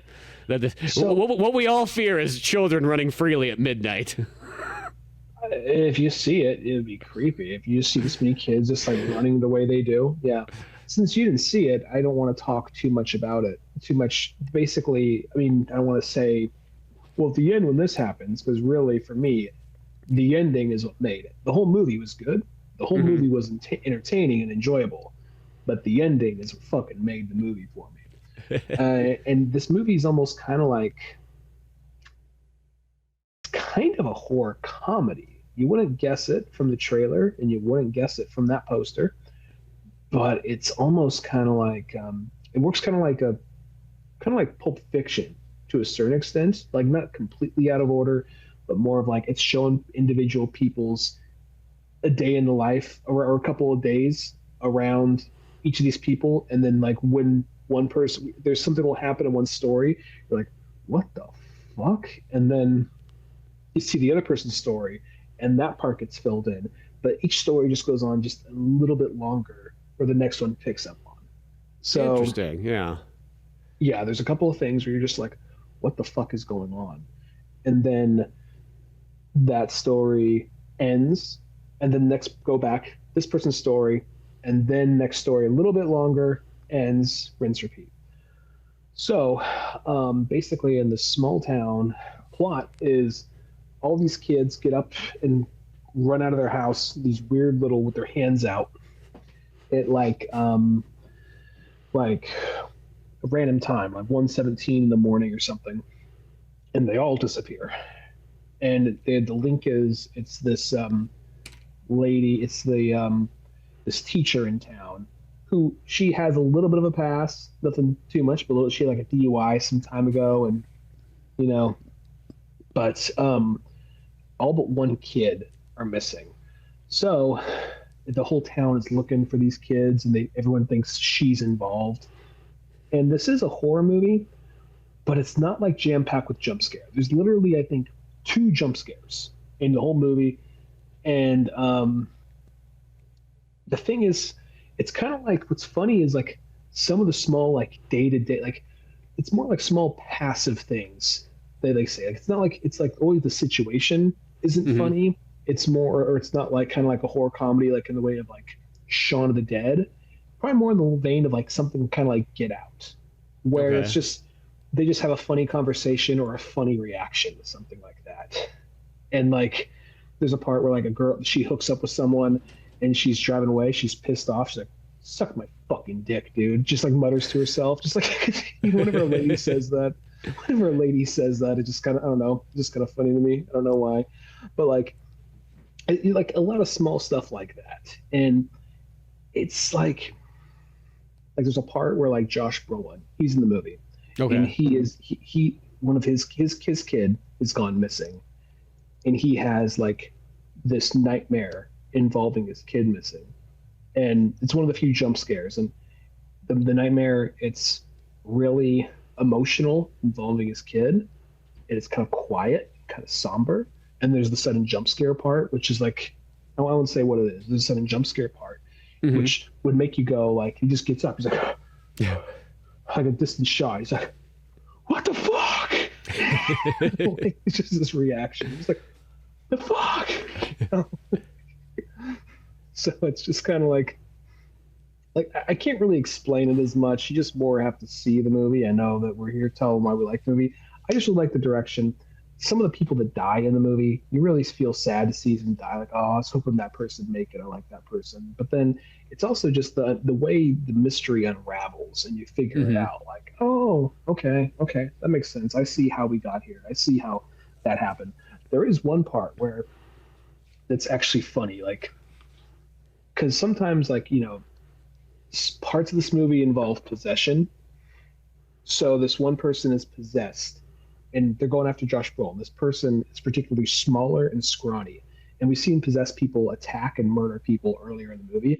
But this part, it's a small, scrawny person running up to Josh Brolin, just like throws him across the room. He goes back to doing what he's doing. He's getting up again, like, fuck, like picks him up, throws him across the room. He's like, gets up, he's like, Jesus fucking Christ. He's like, throws him again. So it's like something like that kind of thing. It happens like 3 or 4 times, you know? So like, it is scary. It is creepy. It's more creepy than scary. There's like I said, like 2 jump scares, but really good movie, really intriguing mystery, really great performances. It's by, I think his name is Zach Heidel, I think is his name. I might have his name wrong. He did the movie Barbarian, which I have not seen, but I want to see. And I never saw that one. Because that was another one of those movies that kind of felt like the same way, where the poster, like, you know, is just this weird poster. His name is Zach Kreger. Is that how you... Oh, Zach Kreger. That's his name, Zach Kreger. Yeah, so he wrote, directed, and produced it and all that stuff. And he's going to be directing the new Resident Evil movie. Oh, interesting. Yeah, and he was also part of Whitest Kids You Know. He was part of that comedy troupe. Oh, so, that's, yeah. Huh. Yeah. So, yeah, I really liked this movie, and I highly recommend it. Yeah, as I said, this is one of those ones I remember. As I said, I remember the poster, but I remember just it being like one of those movies like it no trailers, no nothing. Like, it didn't have a whole lot there, but people were talking kind of like, "Oh yeah, this is a pretty good movie," and they're asking me like, "Hey, have you seen this movie yet?" And I was like, "No, I haven't seen this yet, but it looks interesting. I wouldn't mind checking it out." In more ways than one, kind of reminds me if the Coen brothers did a horror movie. Coen brothers more along the lines of like No Country for Old Men. Oh, that's interesting. Yeah. Huh. Well, yeah, I'll definitely have to check that one out. That sounds good. Yeah. Well, going up the list, I guess on mine. Just to clarify, No Country by tone. That's what I meant. But yeah, go ahead. Okay, tone. That's what you're going with. But the structure of like the structure of like one of their 90s movies or something like that, you know. Where a lot of times like it's like regular people get stuck into like these extraordinary situations kind of thing. Which I guess is No Country for Old Men as well. But we don't, but yeah. Kind of in both ways, I guess, yeah. Okay, interesting. Yeah, as I said, I definitely need to check this one out. As I said, it just kind of was one of those ones there. Looked interesting, didn't really know much. I think it also came out against something else. A lot of times, if there's a reason why I didn't see a movie in theaters, sometimes I always feel like there must have been something that came out the same week. But yeah, no, Weapons, that sounds cool. I'll have to check that out. Well, going up my list here, I'm going to go to my number 5. And for my number 5, I'm going with The Smashing Machine. The one that was like The Rock's almost like full on, like he was going to go the distance on doing something completely different. It's not going to be your standard Rock, because it feels like, and we mentioned this before, like the last real good, I mean, don't get me wrong, I enjoy every single Rock movie he does, but the last real good one where it felt like he was kind of, you know, trying different things was like Faster. You know what I mean? Which I still think of that's like the pinnacle Rock movie. I know it's got other guys in it too, like Billy Bob and so on, but you know, from that point on, The Rock kind of became a caricature of himself, you know, and so he just shows up. He's the big muscular guy. He smiles at the camera. He fucking pulls the earth back together, you know, punches the cast off, all kinds of things like that. Like, doesn't take much, you know. And the Smashing Machine was finally like, oh, here's The Rock. He's going to be in like a heavy kind of action drama or whatnot like that. And in the best way I kind of say it is it reminds me a lot of The Wrestler. You know, it's like The Wrestler, but with UFC. And similar to The Wrestler, it's fucking hilarious. Like, I don't think I laughed harder at any movie this year than The Smashing Machine. And I know most people aren't, they're going to be like, what was funny about that movie? And I'm like, well, let me tell you. There was one scene in particular that just had literally all of us in stitches where The Rock comes downstairs in the morning and his like girlfriend's there who's played by, what's her face? Emily Blunt. She's making a fucking protein shake for him and whatnot like that, blending up, you know, being all nice and everything. And, you know, she's like, oh, here you go. And he takes a sip off this and he goes, oh, is that skim milk? And she's like, yeah. He's like, yeah, I thought I told you that I switched this out. I'm back to whole milk again. And he goes, don't worry about it. It's not a problem. He just pours the fucking thing out in the sink and just like, I'll just make my own. And I don't know, like that was like that one that felt just for like, I don't know, maybe it's like one of those ones for somebody who's made a lot of protein shakes in their life and stuff like that. Just like the one of like how specific you sort of get into like those things and like to a weird goofy way. But the fact that like he can like, taste the difference. Throw some fucking fat in there. That's the only thing you're missing. But I was left for like 5 minutes of that thing and so on. And it's got a bunch of weird, goofy humor like that throughout the movie. But then beyond the humor, which, you know, is there, the fact is that, like, The Rock is, like, playing it real well. Like, it's almost so much so that, like, you're watching it, and the way that his character's designed, it almost doesn't look like The Rock. He literally is almost, like, in costume. Yeah, it's just, like, maybe because he's got hair. Is he like a prosthetic nose or something like that? I think he's got the prosthetic nose. So there's a lot of things in there that, like, if you didn't really know, like you sort of just knew The Rock, like you're like, oh, I've seen some movies and so on like that. I could see flipping through the channels and turn this movie on and like literally not knowing it's The Rock until you see the credits kind of thing. Because it just doesn't look like him, you know? So he like really gets into this role and really gets into it. And the fact that it is this guy who, you know, big champion UFC fighter way back in the old school days and whatnot. And then he's got this crazy girlfriend, Emily Blunt, which sometimes a crazy girlfriend thing can really kind of throw a movie off and so on like that. Like, you know, she is very like, you know, to the point of like, you know, I'm not too sure about this. Like, why is this guy staying around with her? She just seems to be more problems than it's worth. But even through it's just, I like the story, you know what I mean? Like, you know, I like just the character development. I thought the fact that The Rock was just going in there well, and then the action scenes were great too, you know, and it was just a really interesting one, because plus I don't know a whole lot about UFC stuff too, so you know, I'm just kind of like, it's like, oh, here's this brand new world, and like a lot of times for me, sports stuff, I'm not really into sports. Second you make a movie out of it, I'm like, there you go, that's my medium for it. I just needed a story, I needed some like you know, plot devices here and someone like that, give me like that kind of thing. That's what I want to see. Well, I didn't see this movie, but I am happy to see The Rock doing something that's other than a PG-13 like action movie where he's a little tongue-in-cheek, like, it's me, you know. Yeah. Which, you know, I like that here and there, but it is nice to see him doing something different again. Like I know people probably want to think of it, but Faster at the time was different for him. He was playing a more tortured character, a more like emotionally damaged character, and he wasn't trying, like, he wasn't a nice guy, you know. So yeah, you know, so it's nice to see him you know, basically not play Maui from Moana. So yeah, exactly. I guess that came up before then, but it looks like this movie is a return to that. So that alone is something that kind of caught my interest and made me want to see it, but it just got by me. Yeah, you know, and it's one of those ones that comes from whatever, like A24 and so on like that. And I kind of come to the conclusion that mostly if I see the A24 logo, I don't get very interested. I almost kind of go, I've seen some good movies from A24. I realize I don't like them. Like a lot of them, I kind of feel like, it's kind of like there was that other movie Warfare this year that looked kind of interesting, and the remember watching, it's like, it's just so artsy and dumb. Like, it's like, you know, both, I remember Josh went and saw it as well too, and he thought the same thing too. He's just like, it just, you know, just didn't, not a good war movie in a sense, not bad, but just like missing it. But like, that's how I kind of feel when I see the A24 logo. I go, and as I said, there's some really good movies I have seen on there, and Smashing Machine happens to be one of them. But when I do see that pop up in the trailer, I go, let's see, try to impress me now. Let's, you know.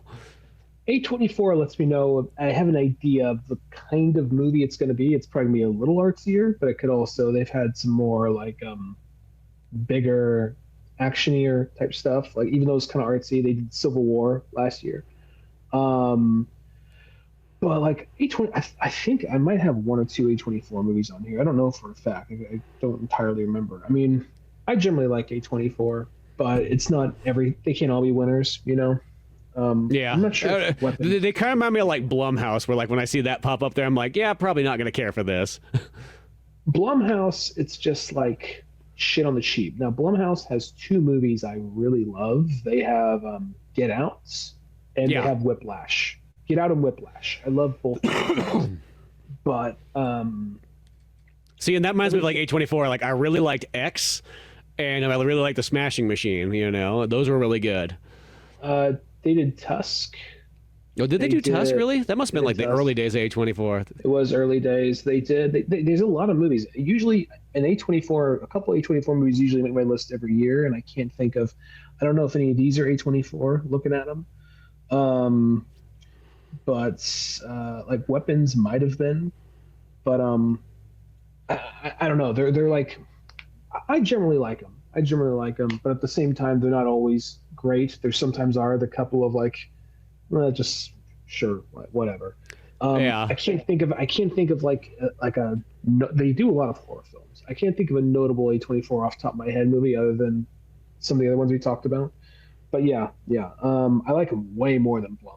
Blumhouse just seems like Blumhouse. If I see that pop up like as the trailer, I'm like, as I said, there's a few of them like Get Out, like the exception, and that's kind of how I feel like the same way with like A24. There's the exception, like when there is a good movie, they can have some really good movies, but a lot of times they always come across as the pretentious art house like corporate movie in a weird way, like because it feels like it's arty, but it feels like it's very studio at the same time. Not saying that that's like the end of the world, but like. Not like already like, oh, it's a very like independent-y kind of feel movie. It's like, no, it's independent, but if it was like big production independent in a sense. Well, it's kind of like Miramax, basically. Yeah, like in a sense, just like a Miramax movie kind of is it like people would call those movies like, oh, they're like independent. It's like, dude, that ain't fucking independent. Fucking Miramax is owned by Disney. See, I'm trying to find Smish. They did Uncut Gems. I loved Uncut Gems. Eddington, which I wanted to see but didn't have a chance to. I wanted to see Zone of Interest. They did the Iron Claw. Oh, okay. Well, that makes sense too. Yeah, because I remember that was in a lot of those ones they do. They'll kind of go really hammy on the hard drama. I noticed. It seems like because that was even how Warfare was. Warfare really focused on like an explosion kind of goes off and you get these like real close shots of the soldiers going. Yeah. You're like, okay, we can cut this anytime soon. It's like I get it. That's a budget saving technique, but still. They did Ex Machina. Yeah, they did. Ex Machina was a decent one. I will say that was. They have a lot of movies like they have like a lot of. But the weird thing is all the movies have like every single movie you mentioned. They all have like there's the same vibe that kind of comes with them. Like there's always a bit of artsy, kind of heavy drama. And then the vibe can also go anywhere else from action to horror to whatnot. But yeah, I'll be honest. I'm kind of getting to the point where maybe I'm just feeling like maybe coming like a little too like snooty. Like, oh, look at you moving to Europe. Suddenly you're all fucking artsy and shit. Like, I'm kind of getting I'm a little bit more appreciative of like the quieter things. It's ironic. Like it was like if it was in the 2000s. I felt like at that era, I was more into like, I like these kind of artsier, different movies and so on like that.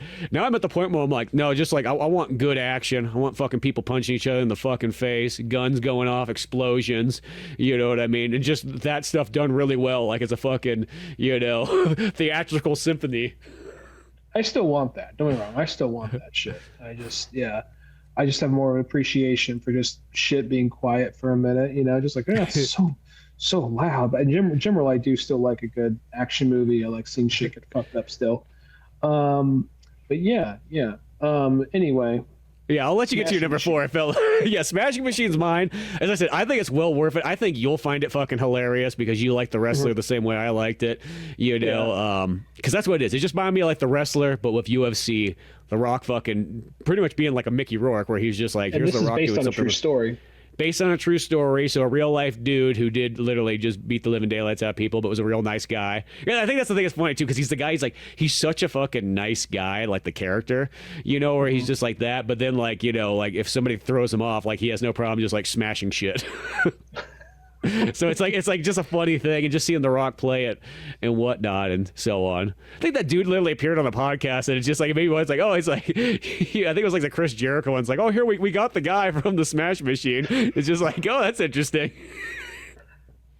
He seems like a real nice guy in normal life. Or it's kind of like when they did like the Iron Claw, because I remember Chris Jericho had like the other brothers that are still alive and whatnot like that, because like half of them are all dead and whatnot. And they were kind of like, yeah, the movie definitely made it out like it was a lot more like hard drama. I mean, yeah, we love our stuff, but like, those things did happen, but it was balanced a little bit more. We're still we're still here.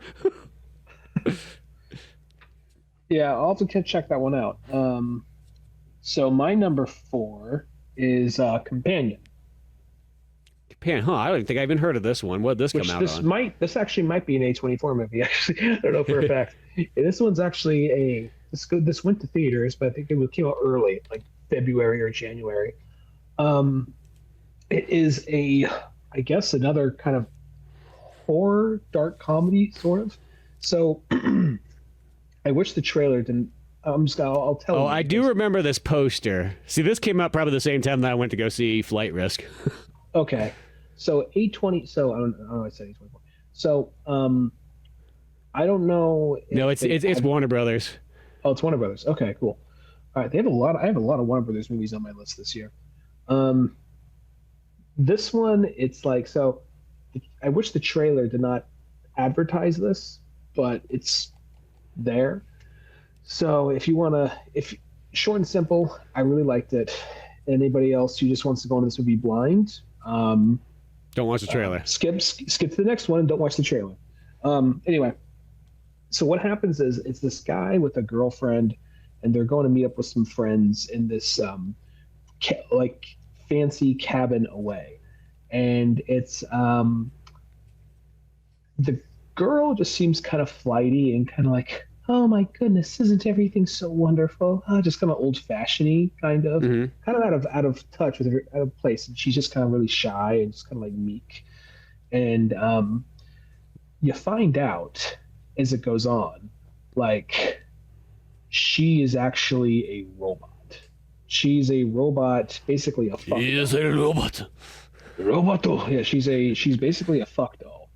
And the guy who's with her is basically some insecure guy who basically just can't get a real girlfriend, so he has this robot with him, and it's kind of a rental too.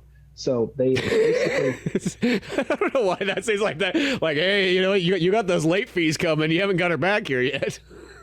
Well, no, she's a rental. Right? That comes into play though. That comes into play for a second. So basically, at some point, like it turns out that first they just think like. You think one thing happens, you realize, oh, this was intended to happen. They basically mod her and set her up to kill the guy who owns the house, because he apparently has some ties, and they're going to steal the money. But then shit goes bad, plans go bad, all this stuff happens. And then they say to her, "You're actually a robot." Like, I'm not a robot. I'm not a robot. Like, no, you're actually a robot. You don't realize that they have the whole reveal to her. Yeah, then, you have no rights. It's like, no. A little bit of that, but they'll feel bad for her. And then at some point, like, she manages, because the way she killed the guy in self-defense, but the robot shouldn't be able to do that. So they modded her so she would do it, take the onus off them. Like, oh, the robot's defective or whatever. Just basically treat it like as an insurance scheme, as well as find this guy's stuff and get what they need. Mm-hmm. And then she gets a hold, like they're debating of like, should we kill the robot? Should we do this? Should we do that? At some point she gets a hold of the remote and she realizes her intelligence is only at 40. And then she brings it up to like 100%. She's like, oh my God, my boyfriend's a fucking idiot. I have seen the light. Kind of. And it becomes sort of this thing where she's trying to like, basically it's kind of like this she's trying to get away, she's trying to survive, but she's the robot, and these other people are trying to kill her. And there's this really, and she's also, she can't lie. She cannot lie. So at some point, like, there's like a dead body, and a cop pulls up, and she changes the language to like French.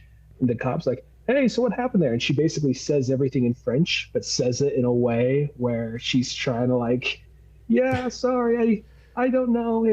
She like her motion. Yeah, like, I don't speak English.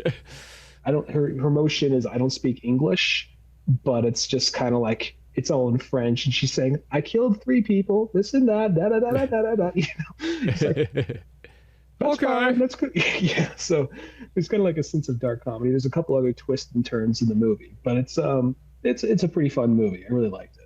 Yeah, this one actually sounds really good. As I said, I when I looked at the poster, I was like, oh, okay, I do remember this one kind of coming out and so on like that. But yeah, I definitely feel like I got to put this one on the list to check out because it does just sound like more interesting than like I even kind of remember. I don't remember if I saw the trailer or anything for that. Probably did, but you never know anymore. So sometimes trailers are weird. Like sometimes it's like a movie will come out, but there'll be no trailers for it, like showing them. You can look them up online, of course, but like it's not like they're playing them so that you know. But But yeah, no, this one sounds cool. This one sounds interesting. This kind of reminds me of like speaking of like Ex Machina. It feels like taking that kind of like to a different level. Kind of, yeah. This one, the thing is, it has like kind of a like Breakfast at Tiffany's. I mean, it's not that setting, but kind of Breakfast at Tiffany's kind of like vibe, sort of. A little bit of that kind of like, you know, like I don't know what to say. It takes place in the future, but it has a little bit of that softer kind of vibe to it, even though it's violent and shit gets crazy near the end. Yeah, no, that sounds cool. That sounds interesting. I want to check that one out. But I guess moving up the list to the next one here, I'll go to my number 4. And for my number 4, mine is The Accountant 2. Because Accountant 1 I didn't even know Accountant 2 came out. Yeah, this one, well, this one kind of came out of nowhere. When I saw the trailer pop, I'm like, oh shit, there's another Accountant coming out? Because I think it was like 8 years ago that the other one was. And that was, whatever year that was, give or take 2018 or something like that, Accountant 1 was my number 1 movie of the year. And I really liked that movie a lot. I thought that fucking Ben Affleck was great in it. I liked the story, like the characters, the action, everything about it. John Berthal in there as his brother, who comes a little bit later. He was fucking great. The second one kind of takes that and runs with it a little bit more. And it kind of doubles down a little bit more on the comedy, but I don't think that's necessarily a bad thing because I kind of rewatched The Accountant 1 along with this one. And because the first one is a little bit more serious, still funny, but like that, where the second one's a little bit more comedy, but then they're still, you know, they're tracking down a murder. They're doing the investigation stuff. There's, you know, child trafficking and so on, but it's funny. Studio audience laugh track. You know, but it's literally, it's like Rain Man with action in the end of the day. You know, fucking John Berthal's like Tom Cruise, you know, badgering his brother, who's kind of partially special ed, but super intelligent, you know, and so on. And Ben Affleck's there, you know, the kind of, you know, he gets involved with all like the solving crimes and mysteries and so on. Nobody else can figure out how he puts all these puzzle pieces together. You Someone know, drops like a box of bullets. He's able to count how many they are super fast. Yeah, pretty much, literally. You know, so, but the second one I thought was still just as good. Like, literally, like, it was fucking fantastic. Action's great, comedy's good. You know, both Ben Affleck and John Berthal in it, fucking killing it the whole way through. It does pull a handful of other characters from the first one back into it as well, too. And it's just kind of the perfect example of having a good sequel that, even though it's a little bit later, it didn't felt like it was one of those ones where like it felt kind of like it was off or anything like that. Probably because it still had Gavin O'Connor directing it, you know, so it kind of kept the same vibe and everything. But you know, it felt more like, okay, if you had Lethal Weapon 1 and then Lethal Weapon 2. Because, you know, Lethal Weapon 1, a little bit more serious. Literally, fucking Mel Gibson's dealing with fucking suicide and so on like that. Second one, they're just having a good old time, even though shit does still go down. But, you know, they're having more of a fun time. Like, you know, the suicide part's gone, you know, and now I could just be a cop again with my new best friend. Yeah. And, you know, go to his house every fucking weekend and, you know, he won't complain that his wife has to make more of dinner.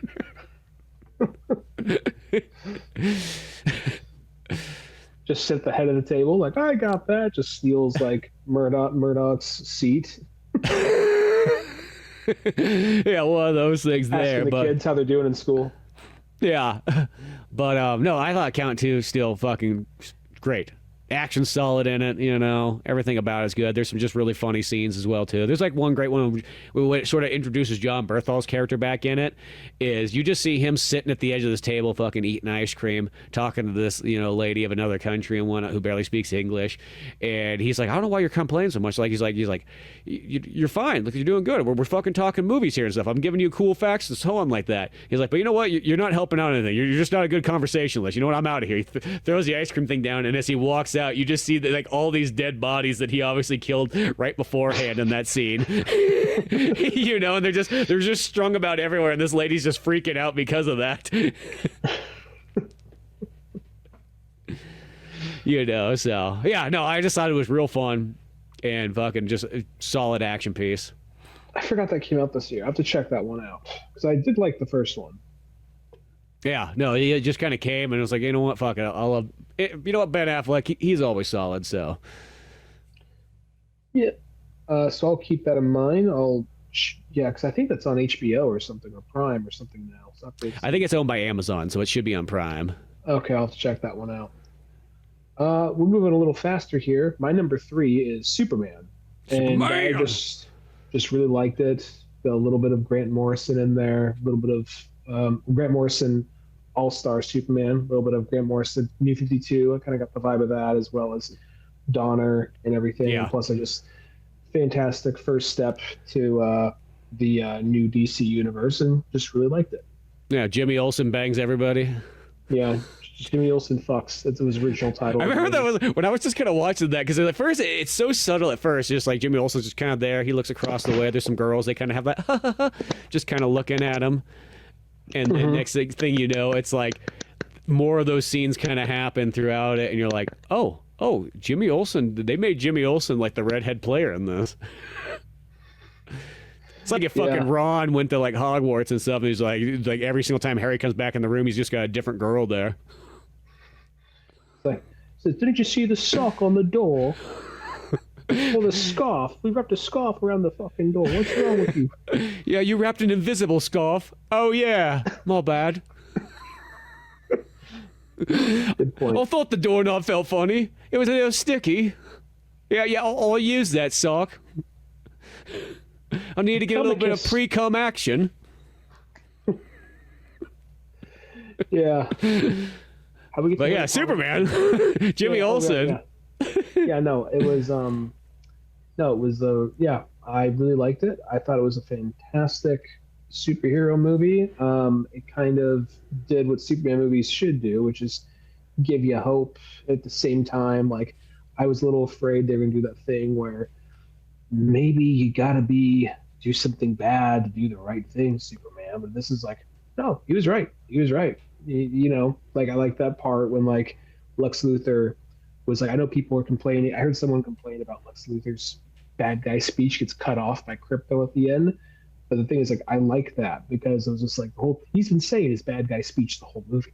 He's been saying the bad guy speech the whole movie. He's like, I'm trying to be a fucking human to you. Like, well, isn't that nice? Well, I'm gonna track you to the end of the fucking earth. And the dog comes in and just starts fucking wailing on him. So it's just like, what else did you got to say? Fuck him, you know? So, no, yeah, exactly. I know, it reminds me of, like, well, it always kind of reminds me of, like, when Hulk grabs Loki in Avengers and just starts slamming him around. You know, it kind of feels like that, but instead of dog doing it, but it still works. Yeah. So it's just, like, I kind of like it was this movie that was, like, unyielding on, just, like, don't be a fucking dick. Just be cool, you know? So, yeah. And that's my number 3. Well, it's even like there's that ballsy scene too, where like I like where Lex Luthor's like when they're in the Phantom Zone or whatnot, and he pulls out the falafel guy or whatever that Superman's friends with. Yeah, he just pulls him out. He's like, they're playing Russian roulette. He's like, okay, we're gonna answer. He shoots once. He's like, okay, come on, Superman. Like, you're gonna tell us. And he goes shoot the second shot. He's like, oh shit, I thought this was gonna last a lot longer. And I thought that was just kind of a ballsy scene for like in a sense, like a superhero kind of somewhat family movie. If you think about it, like that felt like something that would happen in a rated R movie. Well, for how silly everything else was, that kind of helped add stakes to it. Even though, like, Metamorpho is an over-the-top character, his reaction of being like, he's like crying. He's crying. He's seeing a guy he didn't know die, but he's just a guy with a weird fucked up condition. He's not a superhero yet. And he's like, what the fuck? What the fuck? You know, just kind of like that was just like, a real moment right there in the middle of this in between universe space prison, you know? So, Yeah. No, I really liked Superman, and I look forward to Man of Tomorrow. And Yeah. Clayface. The next one's going to be Supergirl. The one after that is like a horror Clayface movie. And then, is that still? See, this is what I kind of wonder. Is like that going to be? Is the Batman related to this Superman?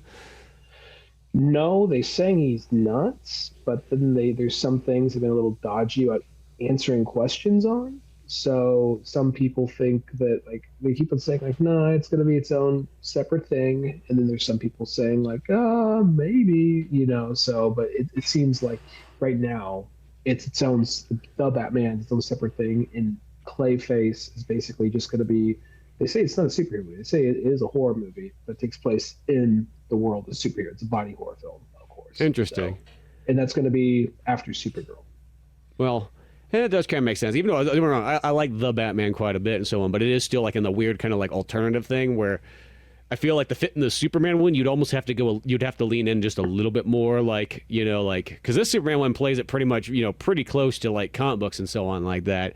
I feel like that Batman one would have to align a little bit with this Superman one, where it felt like it was kind of in there instead of trying to do its own little alternative path, you know. And once again, not saying that like I don't like, I really like the Batman, but you know, it does kind of feel like it's trying to be like, well, there was Zack Snyder, we're going to try this other kind of alternative version and so on like that, you know.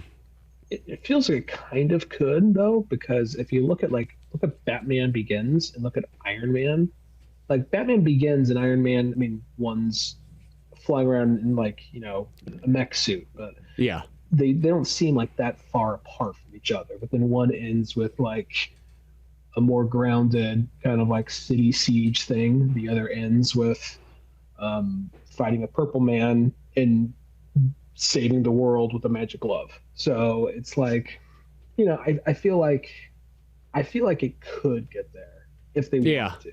Yeah, but, I feel like they could bring them to kind of closer together and so on. I'd be down for it. As I said, I like the Batman enough that because even the Batman has. Oh, go ahead. Sorry.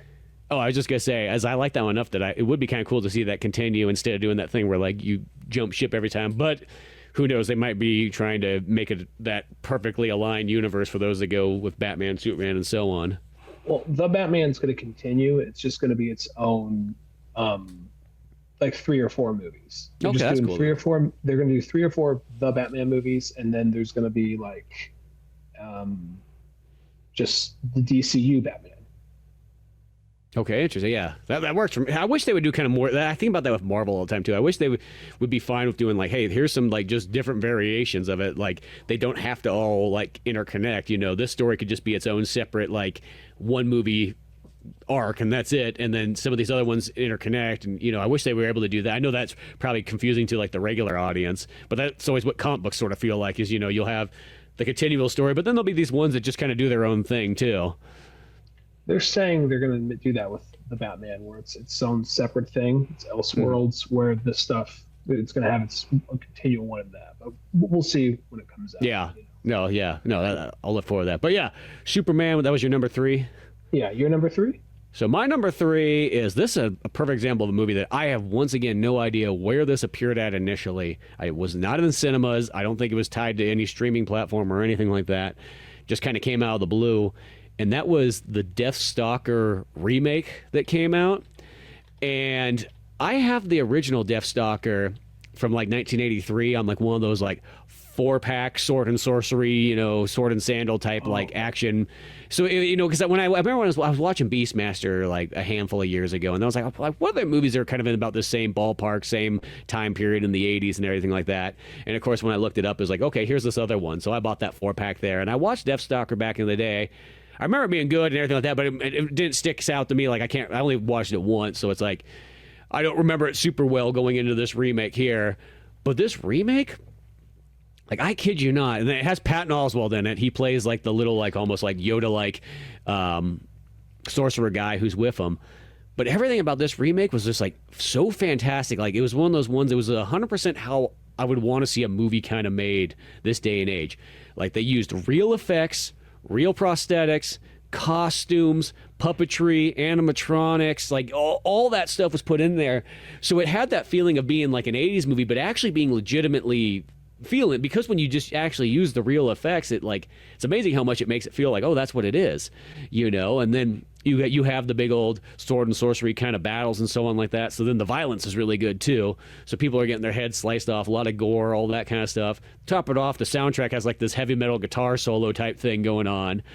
And then it was just a fun like action adventure, storyline that I don't know. I just really dug it, and I kind of wanted to watch it again. Like I only watched it felt like it was like 2 months ago, if even that, because I ran across it was on Fandango and it was like $5 for the fuck it. Give it to me. I'll check it out. I'll give it a shot. It's got Patton Oswalt in it and so on like that. There we go. That's all I need to know. And Patton Oswalt. It's a sword and sorcery movie. It has Patton Oswalt. I'm just like, well, he's not the guy in the loincloth swinging on a battle axe, but yeah, and I was one of those ones, like I was like so much more blown away because I just thought I was gonna be like, let's see, because there was a Red Sonja movie that came out earlier this year too, that was like I was just more like, it was okay. It was just, it wasn't bad, but it felt like it was I think it was a European made movie, and it kind of had that feeling of like a high budget CW version of like Red Sonja. Because, like, dude, the part she literally goes to, like, this prison camp, dude, and, like, everybody there's just like, what's going on, Red Sonja? We're all these really pretty prisoners and so on like that. You know what I mean? It's just, like, it's so fucking weird. It wasn't terrible. It was, like, middle of the road. Better, than probably it could have been, but not as cool as it should have been. I don't know. Decent enough. But I was almost thinking this was going to be in about that same ballpark. And no, dude, I just thought this movie was fun, as all can be. The adventure was great. The characters were really cool, just the whole party between, like, you had your main guy in there who was kind of like your Conan type character. Then there was, like, the female kind of thief that was with them. So you had this almost like, kind of almost you would say D&D, Diablo style, like, party going on this epic quest. And then Patton Oswalt was, like, he was, like, the little guy, like, magician that was with him. It felt like kind of like a Yoda character in a sense you would kind of have, and he was kind of a shitty musician. Like, he every single time him, or was he voicing? Was he just voicing the character? He was just voicing him and so on like that, because it was like a puppet thing that was going around with him and so on. And every time he would do magic, like, he pretty much would kind of fuck it up. So everybody's kind of afraid that he had, when he did that. But eventually, towards the end, he gets better. And they even have a cool scene where he's battling the other magician guy and the villain, and they both summon skeletons and whatnot, and it looks like fucking Jason and the Argonauts fighting each other. It's totally like that stop motion look. So like they use everything. They use all like the everything from like almost like that Power Rangers look of like costume styled, but just really good, to stop motion animation, robots, and all kinds of things in there. Like everything, but like effects wise, it legitimately felt like a real movie. Yeah, I remember you telling me about that, and that's pretty cool. That like it's not only they make a sword and sorcery movie that's like the old way you would make it, but then updated the budget, maybe some of the effects, but they also we're doing a remake, so it's kind of it's a little bit more fitting in some ways. You know what I mean? So yeah, so it's not strict, because like would you say like gore and violence wise, that all looks a bit better. But when it comes to like monster effects, they just really kind of went all out on like the realism of it, or the practicality of it. Yeah, well, because even like if there was any CG in it, the only thing it was Patton Oswalt's character when he did magic. But for the fact of how much like the effort they put into all the other stuff, I could almost see them doing like where they hand drew that in there too. It wouldn't surprise me if that was actually what kind of was going on, because everything else was so good. As I said, like I felt like I haven't seen a movie look this good in so long. I know, as long as you're into this kind of stuff, but it just felt like when you're watching like something from like the 80s or 90s, and everything's kind of real, so it feels there. And then to top it off, the characters were cool, the story was fun. It gave you that Conan the Barbarian kind of adventure type thing. I kind of have to probably go back and watch the original one to see how much it either relates or if it just kind of takes it like in spirit and so on like that, But yeah, no, I was more than impressed. As I said, I kind of wanted to watch it a second time, even just right after I watched it, just to really indulge it even more because of just how good this movie was. It's called Deathstalker? Yeah, Deathstalker. It's almost so good. It's like I have it at number 3, but I almost feel like it easily could be even higher on the list after maybe another watch or so. I feel like my top 3 are sort of like a little... You could shuffle them and so on. A little bit, yeah. But yeah. My number 3, Deathstalker. So we'll climb up the list of yours. My number 2 is Sinners. Oh, Sinners. Okay, yeah. This was a pretty good one too. This was one of those ones that I had on my list, or not like on my list, but on like the countdown. But it was like there was just too many good movies. That I was like, I enjoyed this one. It wasn't really perfect, but it had a lot of good elements in it, and it almost could have made it. In another year, I think it would have. Well, I really liked this one a lot. I really liked the idea of like the fusing the music around everything, and the music kind of calls it kind of like how it's basically the how like the implication that like the Irish vampire, he was probably more than likely had the same effect or same music ability that the blues guy had, but then he got turned, and just kind of this cycle of just this thing. I don't know. I just really liked what it had to say. Like I'm not like I first off like From Dusk Till Dawn. This definitely took influence. Yeah, it's very Dusk from Dawn like. But then I just thought Michael B. Jordan. I liked those two characters he played. I gotta say this: when I first watched that movie, because I was like, I didn't realize Michael B. Jordan was playing both characters. I literally saw like, oh, there's Michael B. Jordan. Well, that can't be him. That's him over there. And then it was like 20 minutes into it that I realized, I'm like, oh, they're both him. I thought they just got another dude that looked very similar because, like, well, they're brothers, so we'll just get a guy that looks just like him and give him the same goatee and everything like that. it's like 25 minutes in there. It's like, that's what they're doing. Okay. I was getting so confused, Yeah, I knew going in who they was going to be. I could see that for a minute, like, which one is he? Yeah, because I didn't know. I did not know there was two Michael B. Jordans. Like, I don't think... Maybe the frame was a little off kilter. Like yeah, like Parent Trap style, yeah. But it was like 20... I just kept doing that. Well, there he is right there. Well, that can't be him. He's the guy in the purple suit, not the green suit, Like... I just like this conversation happening in the theater, and then someone turns around like, they're both Michael B. Jordan. Like, get the fuck out. There are two Michael B. Jordans?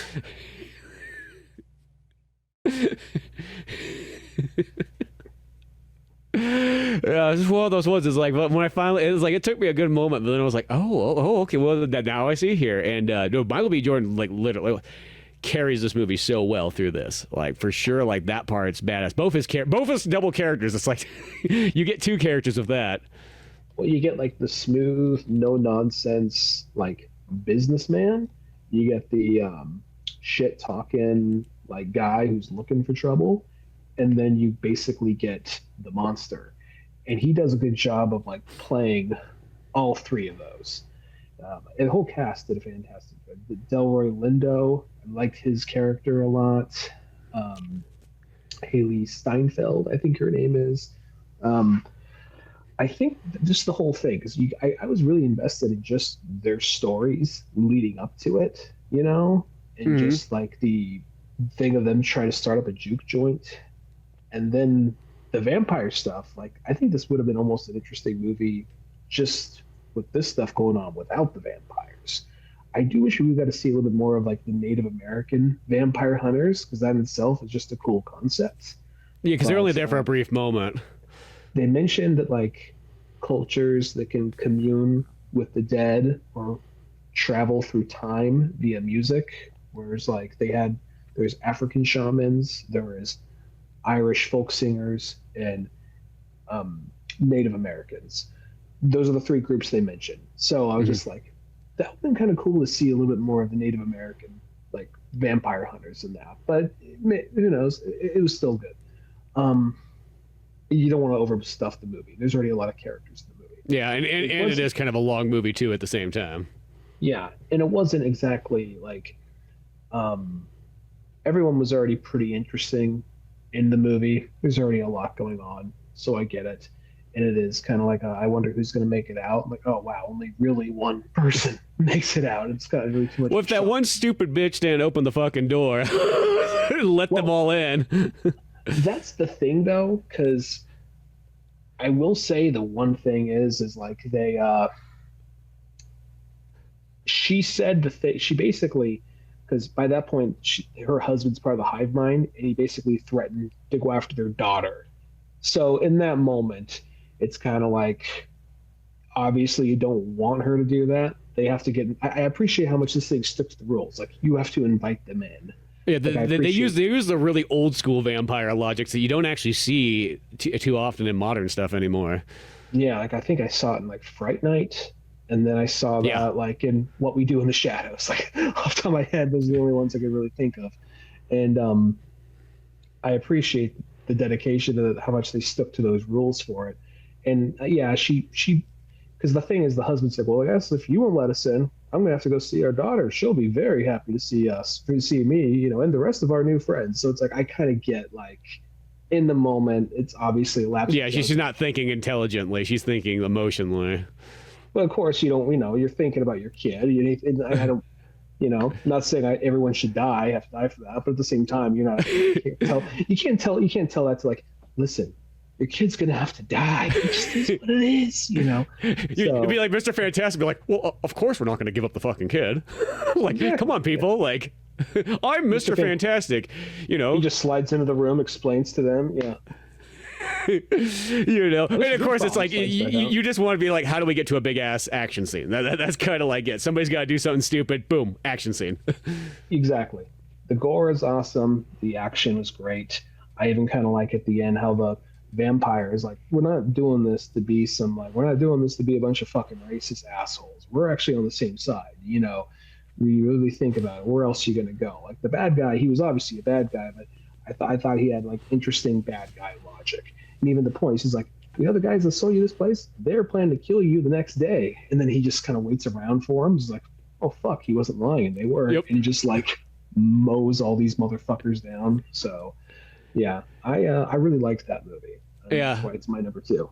The only thing I thought was kind of dumb in that movie was there was that scene where they're having like the dance thing inside like the juke joint and so on, and then like it had the thing where it was showing like music throughout the years, and I thought that was just, it was almost reminded me like if like a 15-year-old got like a real bright idea to be in there, just like, you know, it's like music is always the same. Like, doesn't matter if it's now or it's 1920s. It's like the same vibe, dude. Like, because like when they started showing, like, I remember that part, I was just like, dude, that is so fucking retarded. Where it showed like, okay, we got the blues guy, that's cool, it's 1920, makes sense. And then all of a sudden there's like fucking like, you know, Funkadelic there and so on like that. And then like there's like hip hop and rapping and somebody like twerking, and it's like, what the fuck is going on in this 20s movie? That is the stupidest shit I've ever seen.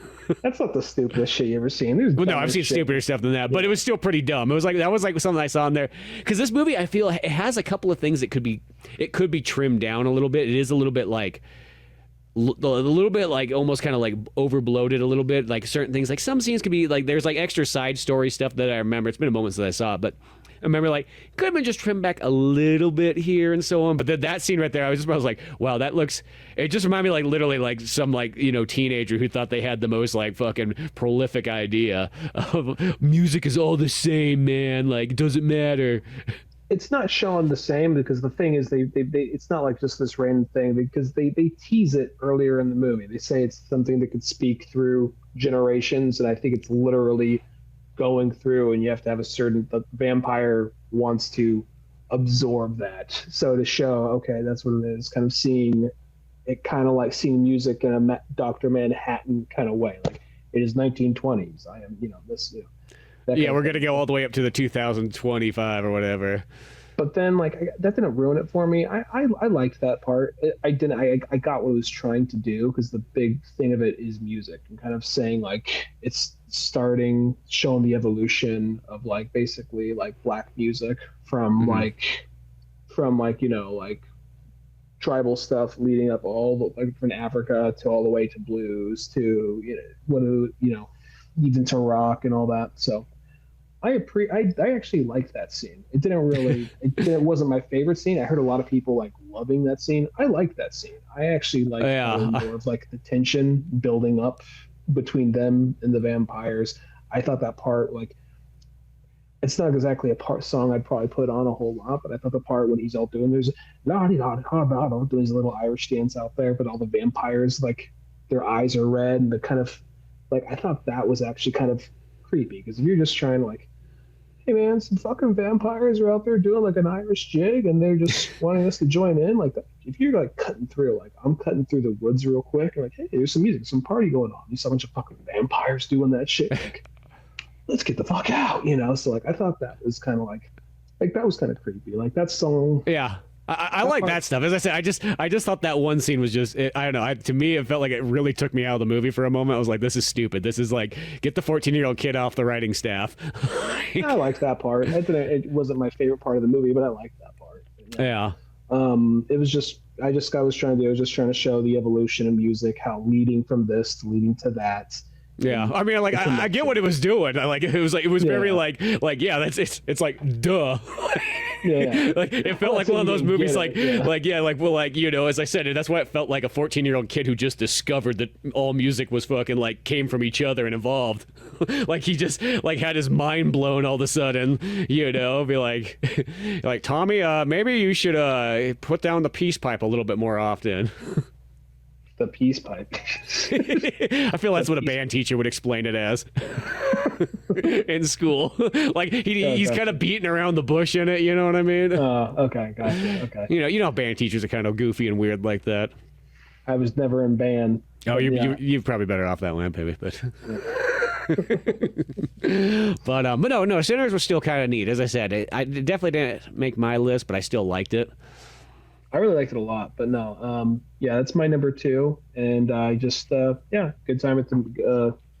I have a lot of horror movies on my list. I know. I was just about to say, I'm like, dude, you have more horror for the guy who likes the horror movies the least amount. You have more horror movies than least amount. I'm just picky about my horror movies. Well, I'm just gonna say the least amount out of our friend group. Yeah. You know, yeah, I was thinking that too. Right when you said that, I was like, you had like 3 or 4 of them on there, and then even like horror adjacent movies. Yeah. Because like that companion one sounds like it's like a horror adjacent type movie.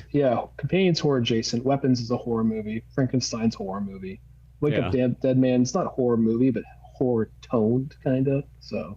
Yeah, and it's like, ironically, I look at my list. I'm like, actually, all my movies are variations of action movies. Yeah. But going to my number 2, I'm gonna go with Caught Stealing on that one there. That really good movie. Really like. Because I really dug that one. I thought it was just Darren Aronofsky firing off on all cylinders and so on like that. Just well shot, well put together, interesting story, good characters, and I loved how he doubled down on his comedy. Yeah, and it feels like we said, a movie he would have made back when he was younger, but come back like 30 years later, and and not in a way of like. Well, this, like, because sometimes there's that thing of like, will this fucking sell? Is this what you guys want? Sure, I'll make this.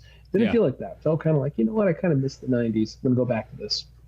Yeah, it's not like one of those ones where people are like, you know, Kevin Smith, how about you just make like Chasing Amy 2 or something like that?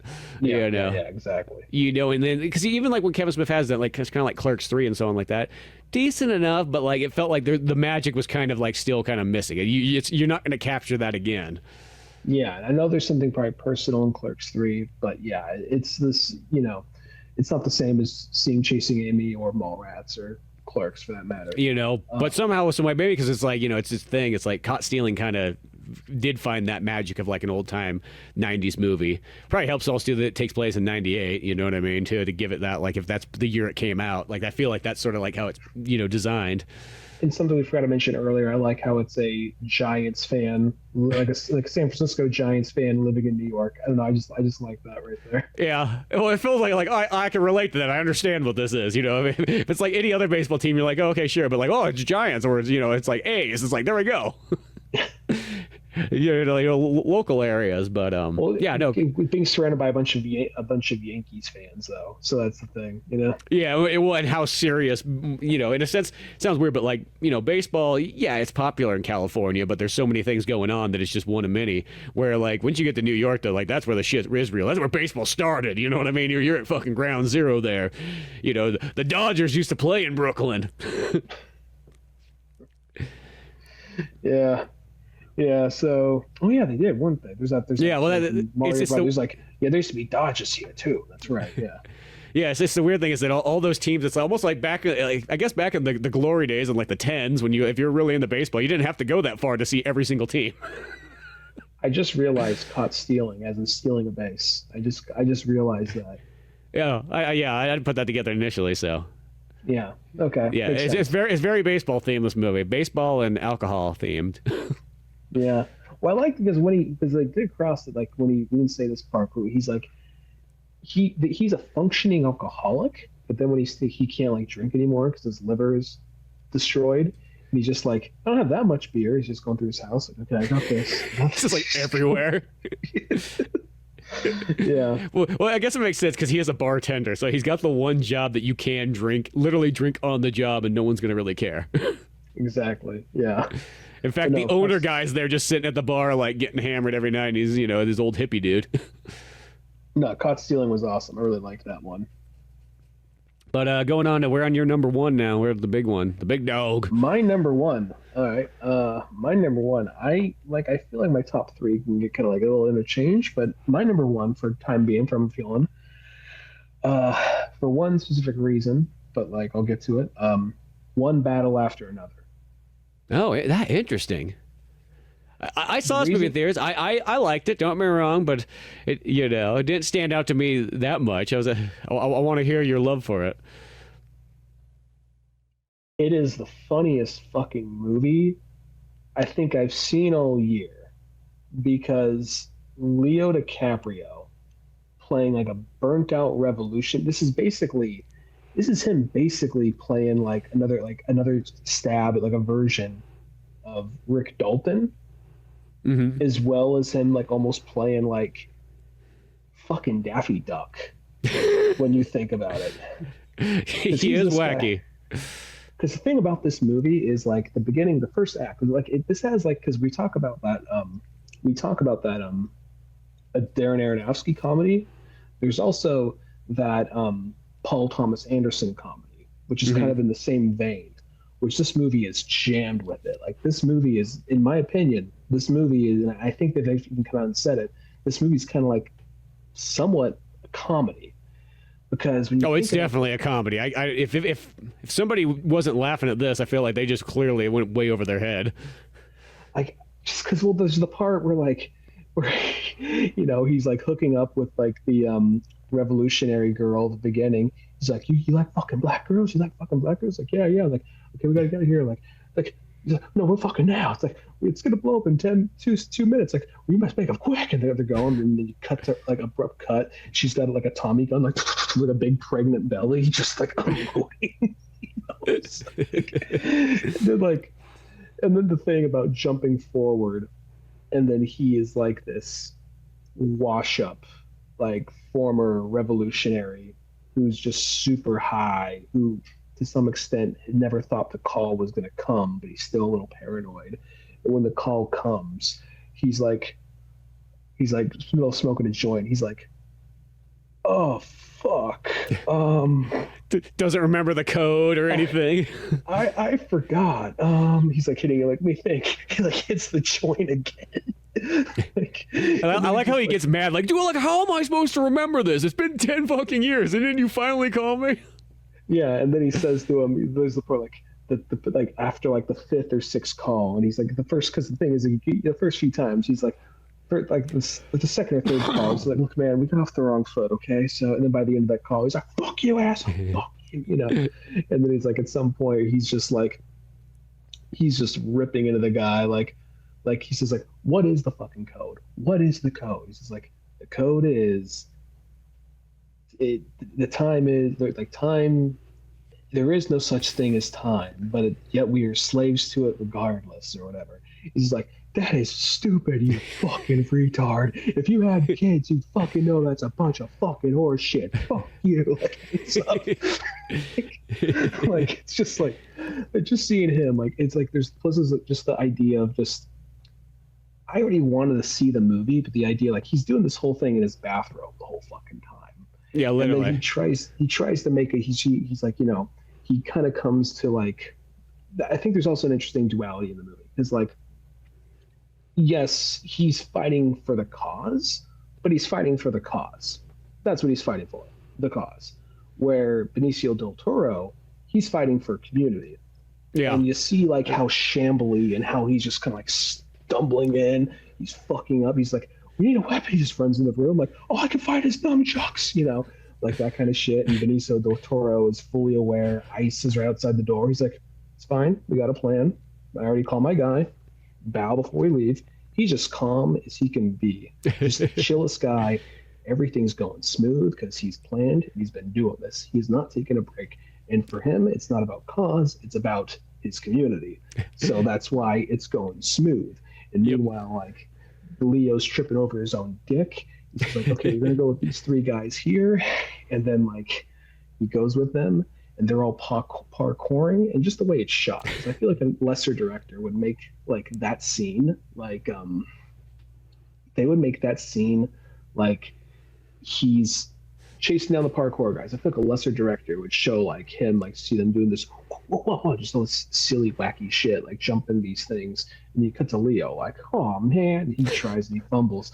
Where I feel like this, just I appreciate it's like a lot of like long shots. And you see these guys doing it with ease, and just have him shown behind, like, fuck, you know. And like, there's the one where he's like, you have a shot where he jumps, he misses, he fumbles down, hit the tree, follows out, runs by, gets tasered, and just goes down. So it's just like this is literally like, this is like, I mean, like, you know, like, I've heard some people say, I won't stay on this too long. I heard some people say, I can't believe how politically radical this movie is. Like, this movie's not that politically radical. It's like a joke, I guess, is what I kind of looked at it. Well, it's like the people in the movie are like very politically radical, but the movie isn't that politically radical. Obviously, the movie leans left more than it does right, but at the same time, it's like this idea of just, it's about family. Like, if you're fighting just for the cause, then technically you're just fighting for ego. You have to actually be fighting for something. And the something is family or community. That's what the movie has to say.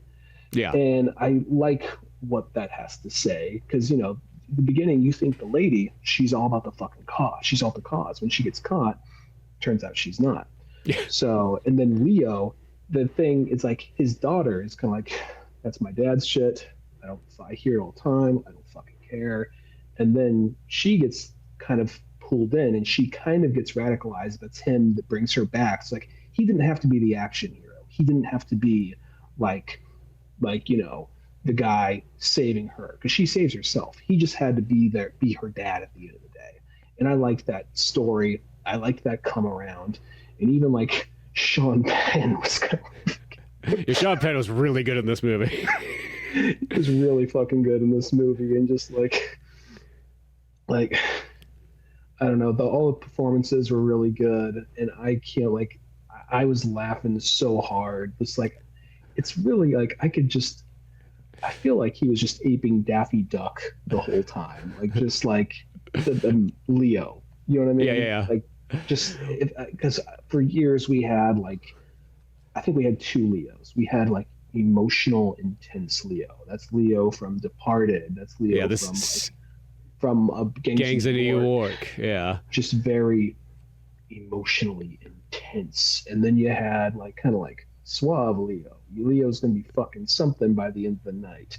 Yeah, I like both those Leos. My most favorite Leo though is like Leo who can't walk out the door without like tripping over his own dick. And that's this Leo. That's Rick Dalton. That's to a certain extent Wolf of Wall Street. Even though I hate the real life guy, Wolf of Wall Street. Yeah. So it's like, yeah, that's why One Battle After Another is my favorite movie of the year, I think. Remember that there was a line in that movie that like Laura's like, it's like this line like really like hit hard. It's just like, it's such a subtle one, but they're like, when those like police are going to like the town, where they're like, we're going to a town, it's full of wet and stinkies. She was just like, it's such like a subtle insult, but it hits so hard. I remember that one. You got that, yeah. Yeah, it's one of those ones. Like, that one was still really good. As I said, like I was like, once again, like in another year, I think that would probably be on my top 10. But like, it was one of those ones. There was just so many things to choose from. But I did really enjoy that. I appreciate like the subtlety of the direction and the acting. Like, it's all there. You can see it all, but it's just really like I just appreciate like letting you fill in the blanks, kind of. And then there's also just what was the thing with the something else like the like I thought like there's a small things like when he like how much of like I love Benicio del Toro's character. Yeah, that's my favorite. I think he's kind of like, I like Leo a lot too, but I really like Benicio as this as well. Well, you need that guy to help bounce things out and like keep shit even keel. But then like when they're walking through like that Mexican store and like the mom, like Leo's just looking to try and charge his phone, and there's like, you know, like a fat Mexican kid there like in the hoodie like on his phone or whatever, and like it's a one shot. They're going around the store and the mom's like, get off your fucking phone. It's like Leo and the fat kid are like, oh, okay. That's right. I forgot about that one. So it's just like kind of things like that. They just build up, you know? So I just, the story itself is great. The action was good, but like the performances and the writing just stole the show from me. Well, and I will say that's probably one of the best Paul Thomas Anderson movies I've seen in a long while, because he was always one of those directors. I remember, like, I watched Boogie Nights back in the day, and I was like, dude, this movie's so fucking good. Like, I gotta check out more of this guy's stuff. And then I remember a lot of the other movies were just kind of like okay compared to Boogie Nights. You know, they were decent. I've never seen a bad one, but like they were all kind of like that. But they felt like almost kind of equivalent of sort of like the director who did Alien 3. I know it's the weirdest one, but Fight Club and stuff like that. David Fincher.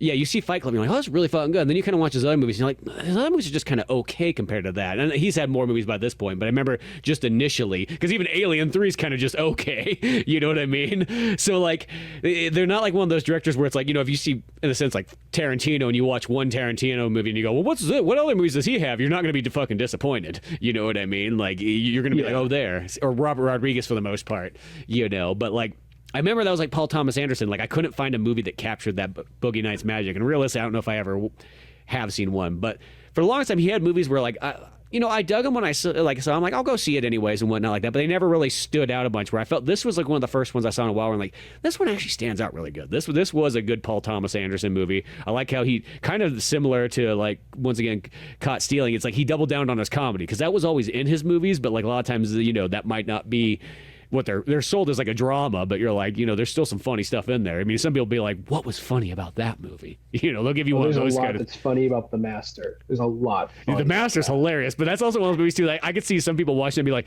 what do you mean it was funny? Like, dude, the first part, he's just jerking off into the ocean. He's fucking a fuck doll made of sand. How's that not funny? You know, but as I said, I've always enjoyed his movies, but now, you know, I'd like, sometimes it's like, they're not like one of those ones. He hasn't been like so much so where like every single one's like, oh, that's a fucking really good one. Where I did think this one was one of the more top tier ones of his career. I know he's always been really good. Not all of his movies have spoken to me. I like The Master, of course. I like Boogie Nights, of course. And I like There Will Be Blood. Oh yeah. But like, yeah. Forgot that was his. Yeah. But then it's kind of like this in Pulp. He was a bastard in a basket. Yeah, exactly. It was like this and talked about a bunch of times already. This year? Stealing. Oh, Caught Stealing, yeah. Darren Aronofsky.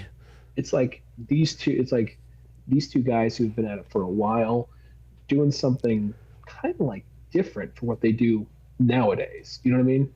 Yeah. Well, and also, too, if you think about it, their career's pretty parallel. They kind of started at a similar time because, you know, Pi, what's that, 97? And then I want to say that the one that comes before Boogie Nights, I'm drawing a blank on. I know I own it, but Sydney or whatever it's called or whatever. It's got Samuel L. Jackson in it, but whatever. That one's like, I think, 96 or 97 as well, too. Mm-hmm. So it's like, yeah. They both had great years, and this movie is, I think, my favorite movie of the year. Yeah, so, yeah, no, that's a good one. That's an interesting one. I was kind of wondering if that was going to be on your list. And after a while, I was like, well, maybe it's not going to be on his list. We've gone so far up. I didn't really know what your number one would be, but yeah. I'm curious what yours is. Well, my number one, okay, we'll go with mine. Mine is Edgar Wright's Running Man, and now that's probably more just because Running Man is just such a big movie to me, mainly from like the Arnold Schwarzenegger one initially. But then, of course, I read the Stephen King book too after, really liking the movie. And the Stephen King book is, quite different than the movie. It's one of those ones, like if you expect it to be similar to the Arnold Schwarzenegger one, I think you could be a little bit like, turned away from that. But I kind of like them both for what they were. Like, I really like the Arnold one. Don't get me wrong. I think it's a total classic. It's kind of goofy, very over-the-top 80s and everything like that. But still, it's always fun. And I can always throw it on. I can always have a good time. The Stephen King one just had just different interesting scenes where instead of it being like taking place like almost in like a TV studio, and it's almost very almost like proto like nowadays, like being able to make stuff. But this is like 82 when that book's put together. It's literally like you're sent out into the real world, like right outside of New York or whatever, and be like, okay, people can come by and take fucking video of you, which in 1982 sounds weird, but like nowadays, yeah, everybody's got a fucking camera on them. You know what I mean? It sounds almost more futuristic, than you think. And the thing is you got to get away from the stalkers or whatever. No, they're called, the stalkers is what they call them in the Arnold Schwarzenegger one. Whatever, same fucking thing, and so on. And when I was a kid, I actually thought it was on a cross-country trip because they mention Portland, and so I thought Portland, Oregon when I first read that book, like, oh, so he's going across that. It's like, oh no, it's Portland, like Maine. Oh. he didn't go that far. He goes, it's a Stephen King book, so if Stephen King thought he was hiding his name, the second that he's going to Derry, he should have told you everything. Yeah. But there's some interesting stuff. It's a little bit more subtle. It's a little bit more like the book was kind of written sort of like if it was a 70s style, like kind of action movie and so on like that. And when I heard there was a Running Man remake, I was just excited enough. I'm like, fuck, I'll go see it anyways. I saw, Total Recall remake. I saw the RoboCop one. Like, they're mostly never nearly as good, but I still enjoy them for what they are. Whatever. And then I saw it was Edgar Wright, and that sort of changed everything. It's like, well, okay, I don't care. Whatever you do, just let's go with it. Like, Edgar Wright, like, it's in good hands. I don't care.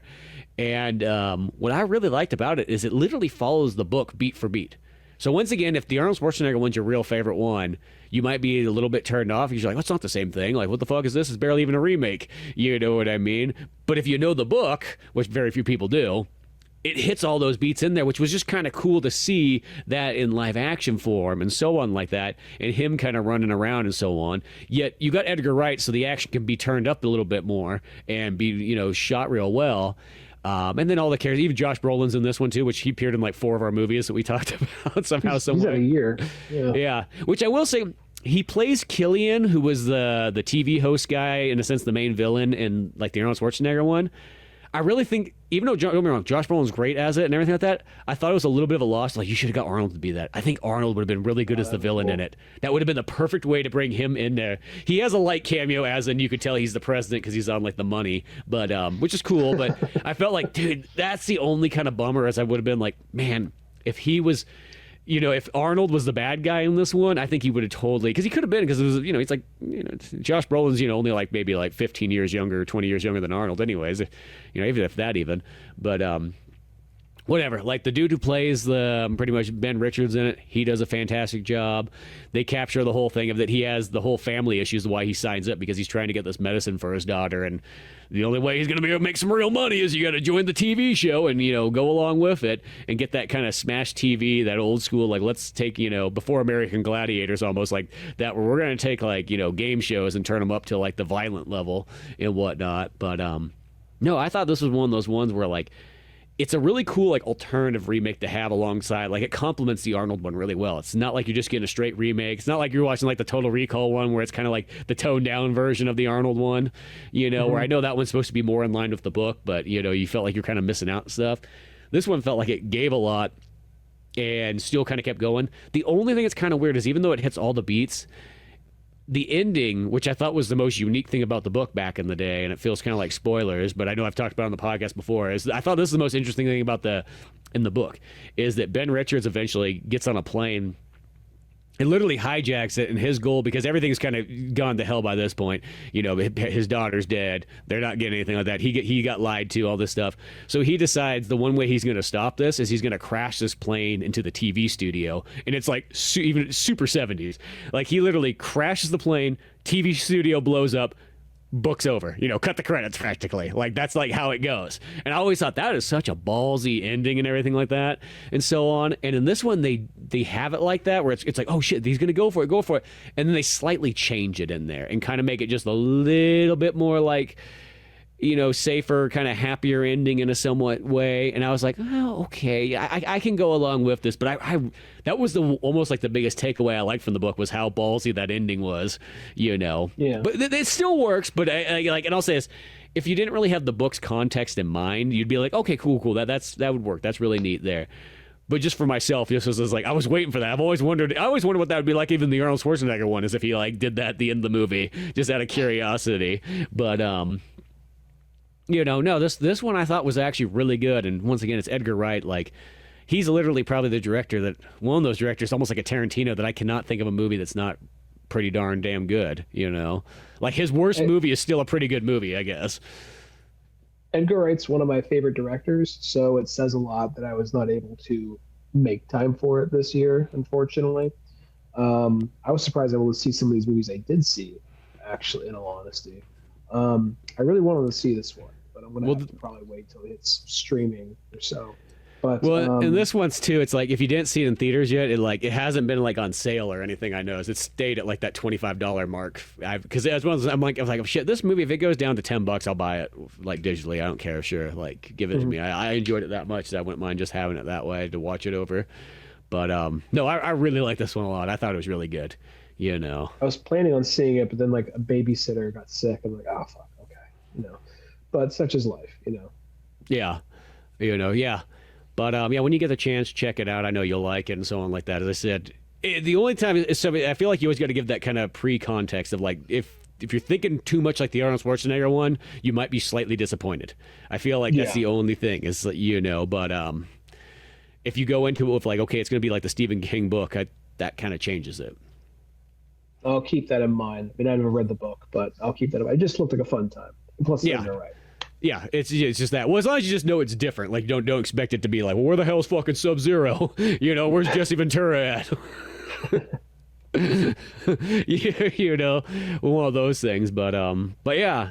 So yeah, 2025, a ton of great movies already just by our list. We only had one crossover, I think, or two crossovers. Okay, Superman and Caught Stealing.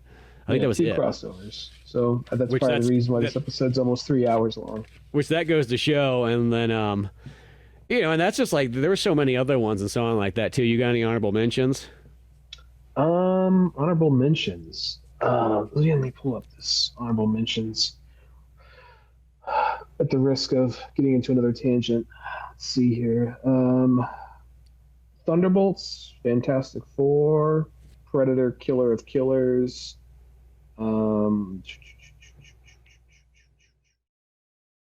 K-pop Demon Hunters, I actually liked. Those are my honorable mentions that I wrote down. So yeah, there might be another one or two in there that I'm drawing a blank on. But yeah. Yeah, a few of the ones that I saw that were they would have been kind of close to being on there, but there was one with Taron Egerton called She Rides Shotgun that I thought was actually pretty darn good. It was almost done like a modern day Western, almost kind of 70s movie style, but of course modern and so on, where this dude pretty much comes out of prison and has to take his daughter and it looks at first like he's just stealing her, but he really ends up no, I'm protecting you because shit's going down. They're coming after me and they've already killed your mom and they've already killed all kinds of stuff. We got to go with this. And I thought that was a pretty darn cool one and so on. Watch that one. Roofman with Channing Tatum was actually pretty interesting too, especially since the fact it's based on a real story where the dude hides out in Toys R Us for fucking 6 months, but he was just too nice of a criminal and because that's what gets him caught. And then God, there were so many other ones. Even Ballerina, the John Wick spin-off one was super good. It had a scene in the end where dude, she's literally fucking having a Dragon Ball Z battle with flamethrowers where they got two flamethrowers going at each other pushing together and fighting back and forth. I was like, dude, that fucking sold. That was so good. But even the Bruce Springsteen movie I thought was really good. That one almost would have made my list too. I like that one. Did you see that? I didn't get a chance to see that one. No. So that one was kind of cool because it was all about making the Nebraska album, which I always think is a really good one. It's Nebraska. Okay. So that's what it focuses on, is that that Nebraska section, which sounds kind of weird, sometimes probably out of context to other people, but I thought that was kind of neat that was the time period it was going with, But yeah, there were so many of them. I could look at my list and even see some other ones. Even Toxic Avenger, that one was pretty darn close to being on there too. I thought that was really good. I missed that one. Not sure if I made it over here. Yeah, that was another weird one too. I don't know where it came out at, to tell you the truth. Oh no, it did come in theaters. I take that back. I remember it was there for like a week or two, but you'll love it. It has rap rockin' clowns in there, but they get brutally murdered. Oh, all right. No, there you go. It's like, right when I saw him, like, oh, Ryan's gonna hate these guys. Yeah. There's fucking clown guys walking around, coming at you, and so on like that, looking all menacing. And then Tox Avenger comes by and just starts ripping their fucking guts out and cutting their heads off. See, for you, it's like, here comes some like teenagers being teenagers in like a slasher flick. I'm like, they're kind of annoying, but they don't have to die, do they? And then I'm like, here comes some fucking clowns. And I'll fucking kill them all. Fucking kill them all. These rap rocking, clowns with no education. Yeah. Yeah. So, but no, that was good. Shit, even like F1 with fucking Brad Pitt. That was another one of those ones that was like super fucking good. That was a good one in theaters too, just because it's a car movie, so you get the big screen entertainment, But that was just kind of how this year was, Or even like I got another one on my list, The Amateur. I don't know if you saw that one that had fucking. Sounds familiar. It had what's his name who played fucking Queen, shit. Oh, Freddie Mercury. Like a Hitman movie. It's like a Hitman movie, right? Yeah, so it's like that one. It's like a revenge movie, but like, what if the guy who was behind the computer, that fucking nerd, decides to go out and do his revenge? So he's got to do it all smart like. He ain't got the other skills. Gotcha. But it was actually that was still pretty good, Like in any of the previous years, I felt like some of those movies would have landed on that list. But now it's just like you could have a top 25 list. That's how many there was. But yeah. There's our list right there of all kinds of stuff for anybody out there who wants to check out some new movies they might have missed, during that year, by all means, go take a look at them. They're definitely well worth it. I know there's probably always stuff we missed. There'll always be that hidden gem that just went by both of us that we didn't get to see, of course. But, that's always how it goes. It happens, is what it is. But yeah. Yeah. I would say beyond all that good stuff, we'll look forward to seeing how 2026 goes, especially for me, if the fact I got no cinema now. This is going to be a weird... I won't know what to do with myself. I'll just be walking around, just being like, I got nowhere else to go! I have faith in you. You'll find your way. I'll figure it out. As I said, I'll just be hanging out in the fucking Quest, theater, fucking... you could get other people to come watch the movie with you too, so you can look at each other's 3D avatars you're watching the movie. Oh, there you go. You can do the popcorn thing with a 3D avatar. Nice. Yeah, exactly, and throw fucking the popcorn trick with it. No, I meant at the yeah, okay. Well, it probably depends on the room you go to, the Discord room you make, but yeah. Yeah, but beyond all that, you can always check out all the Old Man Orange podcasts and more on Spotify and YouTube. Till then, I'm Spencer Scott Holmes. And I'm Ryan Dunigan. And we'll see you some other time. Later, folks.